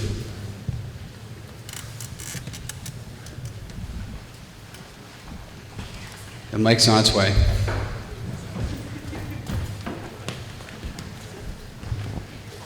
Eric Kruger, Dummerston. So to follow up on the motion that was made about adding $100,000 to the budget, I believe there was a point in this article where we could ask the board to use the additional money raised to support the agenda and items listed on the blue handout, which I've not familiarized myself with. So I'm standing now in support of the motion to add $100,000 to the budget, and I'm asking the school board to please take the recommendations as found on the blue paper and execute those to support the will of this body. Thank you. So, Mr. Kruger, I just have a couple follow-up questions for you to make sure we get this right. You're asking, you made a motion for non-binding vote to utilize the $100,000 additional funds that was voted in earlier to support supporting schools toward equality. Is that an appropriate way to phrase that? I did not go so far as to make a motion because I felt the will of the body had already been represented, but I wanted to use this opportunity to put in the meeting record that that was my understanding what those were for. I think it's a pretty unanimous, well, I guess there's less people here. I'm hearing a whisper from my left side making a motion. So hopefully this won't go on for too long because I want to get home. But I will make a motion that we advise the school board to allocate the additional $100,000 that we raised above and beyond the amount that was initially warned to execute the items as listed on the blue handout. Second. All right, it's been moved and seconded to advise the school board to use the additional $100,000 that was added to Article 3 to be utilized for programs consistent with the blue handout. That's your motion, and it's been seconded. Is there any debate on the motion? Yes. Paul Smith, Dummerston. It's more a question, and that is, what is the process for accessing the funds? Has there been a discussion about who's eligible and who decides, and if there's a problem with that, who appeals? It's a lot of money, and in order to avoid confusion and possible friction down the road, it would be great if we could be really clear about how those funds are going to be distributed. The administration's been queried. So the school board has on one of their upcoming agendas to assign people for subcommittees, and one of the subcommittees is going to be the Diversity, Equity, Social Justice Subcommittee, and my recommendation for the board will be that that subcommittee start working on some of those questions, how we actually go about making sure that these funds are eligible for all teachers throughout WSESU, and what accountability looks like, that type of thing. Further debate on the non-binding resolution moved by Mr. Kruger on the Kruger motion. Seeing no more debate, be ready to call for a vote. I will read the non-binding resolution one last time.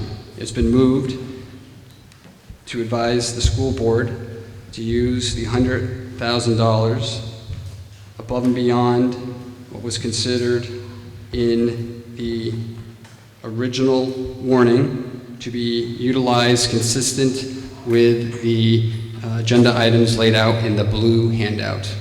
All those in favor of the resolution, please say aye. Aye. All those opposed, please say nay. The ayes appear to have it. The ayes have it. You have passed the non-binding resolution. Any further new business? Gentleman in the back. My name is Kurt Dimes. I live in Brattleboro. I would like to make a motion that the school board should include in its regular meetings the climate crisis and all its regular meetings, and I beg permission to speak briefly on the motion. Mr. Dimes, could you please repeat that one more time for me?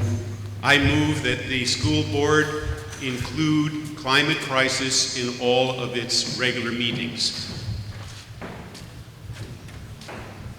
Is there a second to the motion? It's been moved and seconded by Mr. Dimes that the school board be advised to include in their regular meetings a discussion on the climate crisis. Mr. Dimes. Thank you.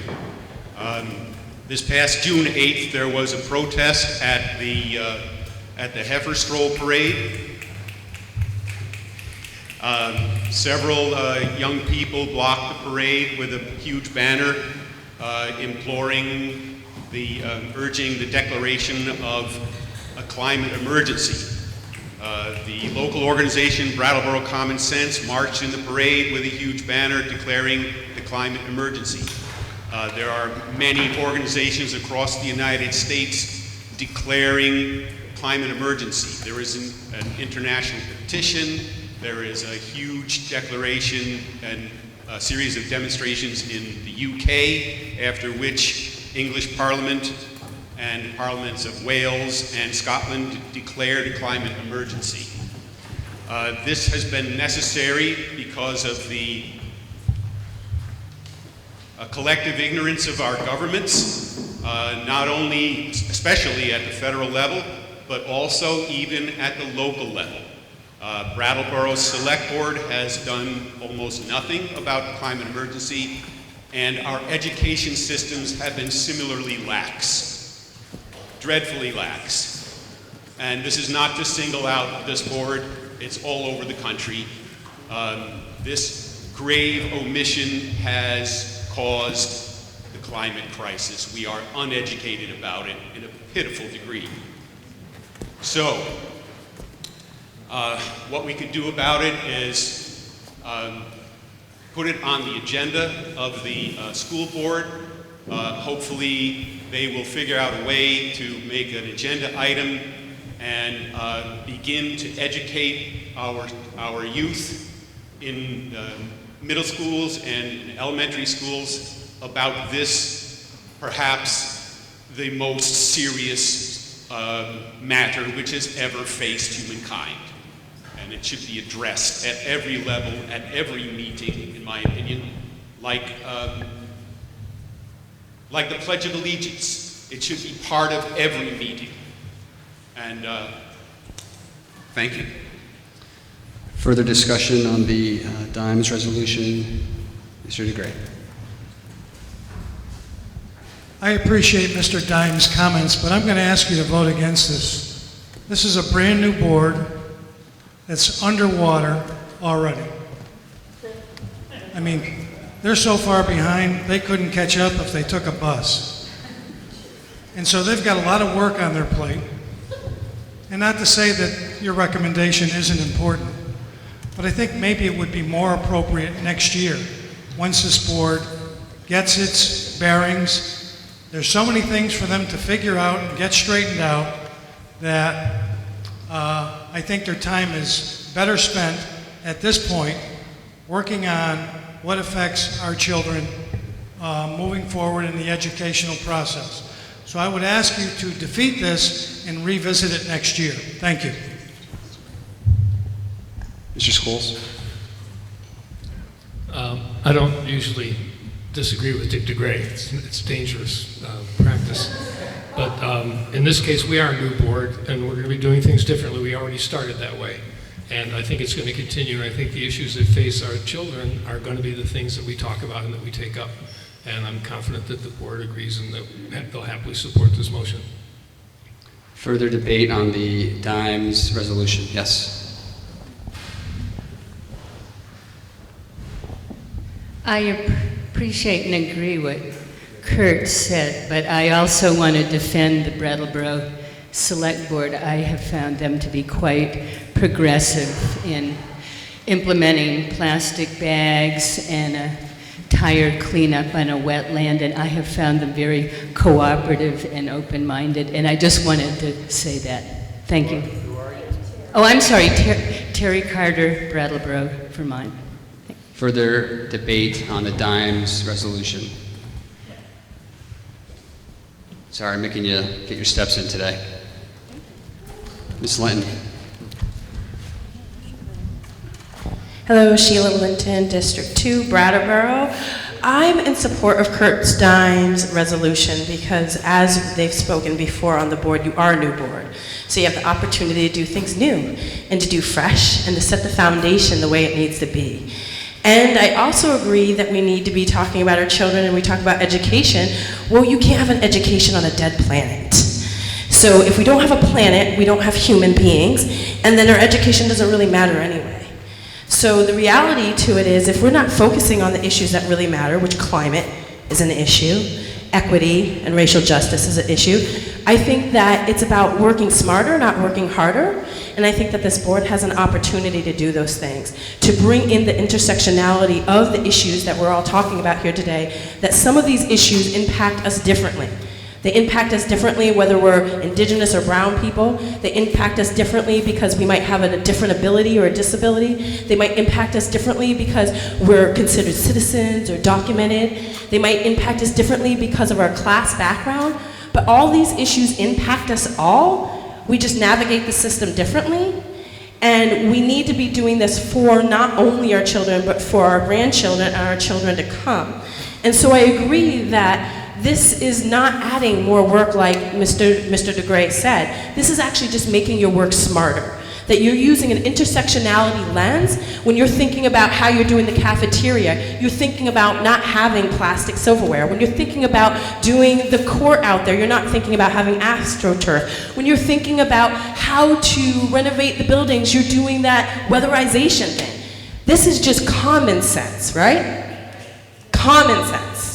So I think that goes for the environment as it goes for racial justice issues, which is one of the things that I stand up for a lot, is that when we're looking at these policies, when we're looking at these decisions that we're making, every single decision that you make should be looking at this through a lens of all of these intersectionalities. Because each and every single one of these intersectionalities is going to impact us all, it's just going to impact us differently. Before I call Ms. Cartwright, I've been asked by Robin Morgan to remind parents who have kids in the child care area that the workers apparently need to go home. So if you'd like to pick up your child, now would be a great time to go do so. Thank you very much. Ms. Cartwright. Lori Cartwright, Brattleboro. Is this thing on? Okay, great. I was going to offer a friendly amendment to Mr. Dimes' motion for a non-binding resolution.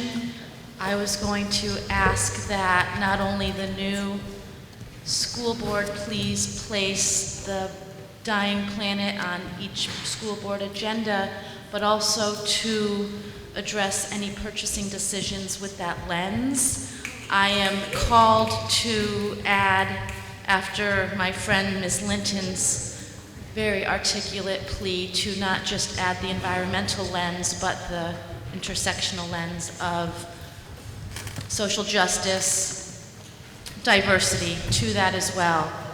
Thank you. So, Ms. Cartwright, if you could repeat your amendment, I want to make sure I get the wording properly before the body. Not only add the climate to each agenda, but to purchasing decisions to address the hidden cost of environmental costs and also social justice and diversity costs as part of an evaluation of a bid. So, social diversity? Okay. Racial equity, diversity. Racial, social, ethnic diversity. Equity.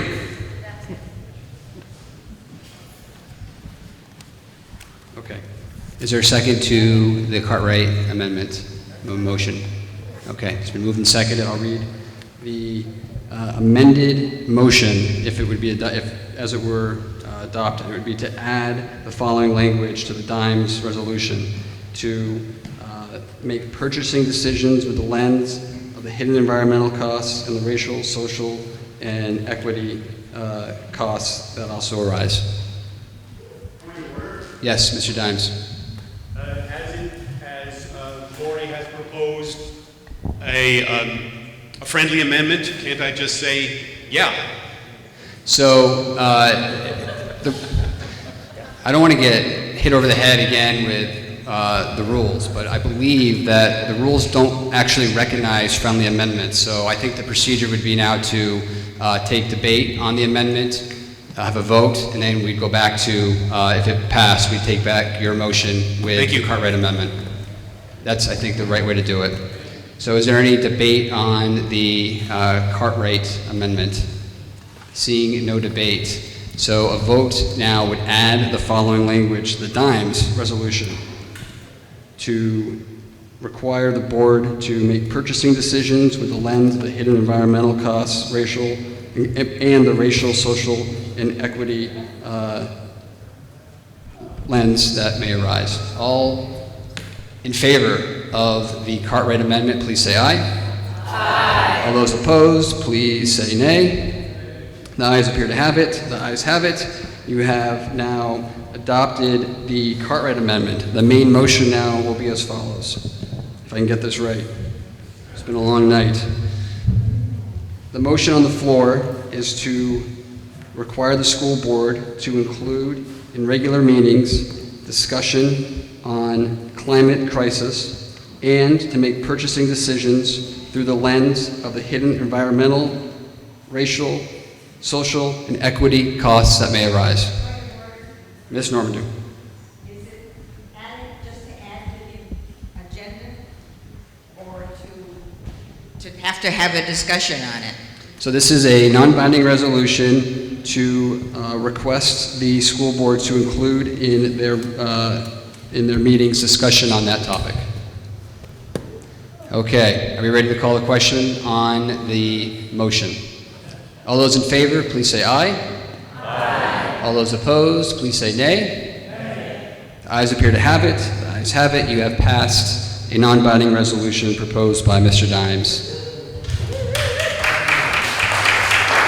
So before I take up the next piece of new business, I just wanted to thank a couple groups of people here. Jamie Dancero, are you still in this room? He's not here, but he set up all these chairs. And he's responsible for making this all happen. And it is kind of hot and muggy. And I think we should give him a round of applause for everything he's done.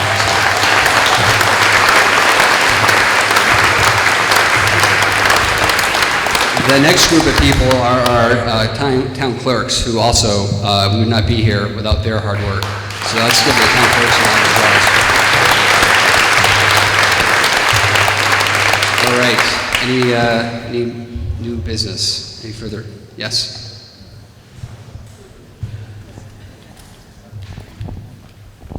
Tara Castine, Putney. I would like to implore the board to think about parents who are attending these meetings in the future and maybe think about earlier times or times where babysitters can stay and making sure that we get as many voters and as many people involved as possible. Any further new business? Yes, on the way back. The Lone Ranger in the bleachers. I know I got abandoned. Hi, I'm Bethany Ramquist, still from Brattleboro.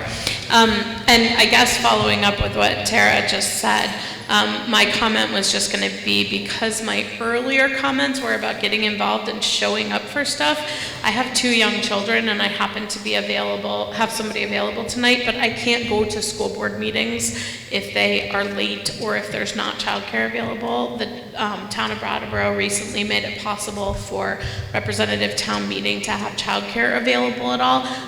I don't know that I want to make a motion at this time for childcare to be available at all school meetings, but I'm just going to go ahead and do it, that I'd like to make a motion that we find a way to make childcare available at all school board meetings so that more people who have a vested interest in what happens in our district have an ability to show up, because parents of kids in the schools who are directly impacted by what happens at the school board meetings can't go to those meetings if they don't have somebody to watch their children. And I know we have a lot of students in the high school who need community service hours, so I would hope we could find people to do that. So that's my motion. Motion. Childcare available at all school board All right, meetings. is there a second on the motion? It's been moved and seconded that the school board, excuse me? I will. I'm trying. It's been moved and seconded that the school board find a way to make childcare available at all school board meetings. Is that condensed? All right. Is it Ms. Rehnquist? Okay, I just wanted to make sure I got your name correctly. Nope. So the motion, the non-binding motion on the floor currently is moved by Ms. Rehnquist to have the school board find a way to make childcare available at all school board meetings. It has been seconded. Is there any debate on this non-binding resolution? Seeing no debate, are you ready to call the vote? I'm seeing head shakes, yes. All those in favor of the Rehnquist resolution, non-binding resolution, please say aye. Aye. All those opposed, please say nay. The ayes appear to have it. The ayes have it. You have passed a third non-binding resolution proposed by Ms. Rehnquist. Further new business. Mr. Ronchman.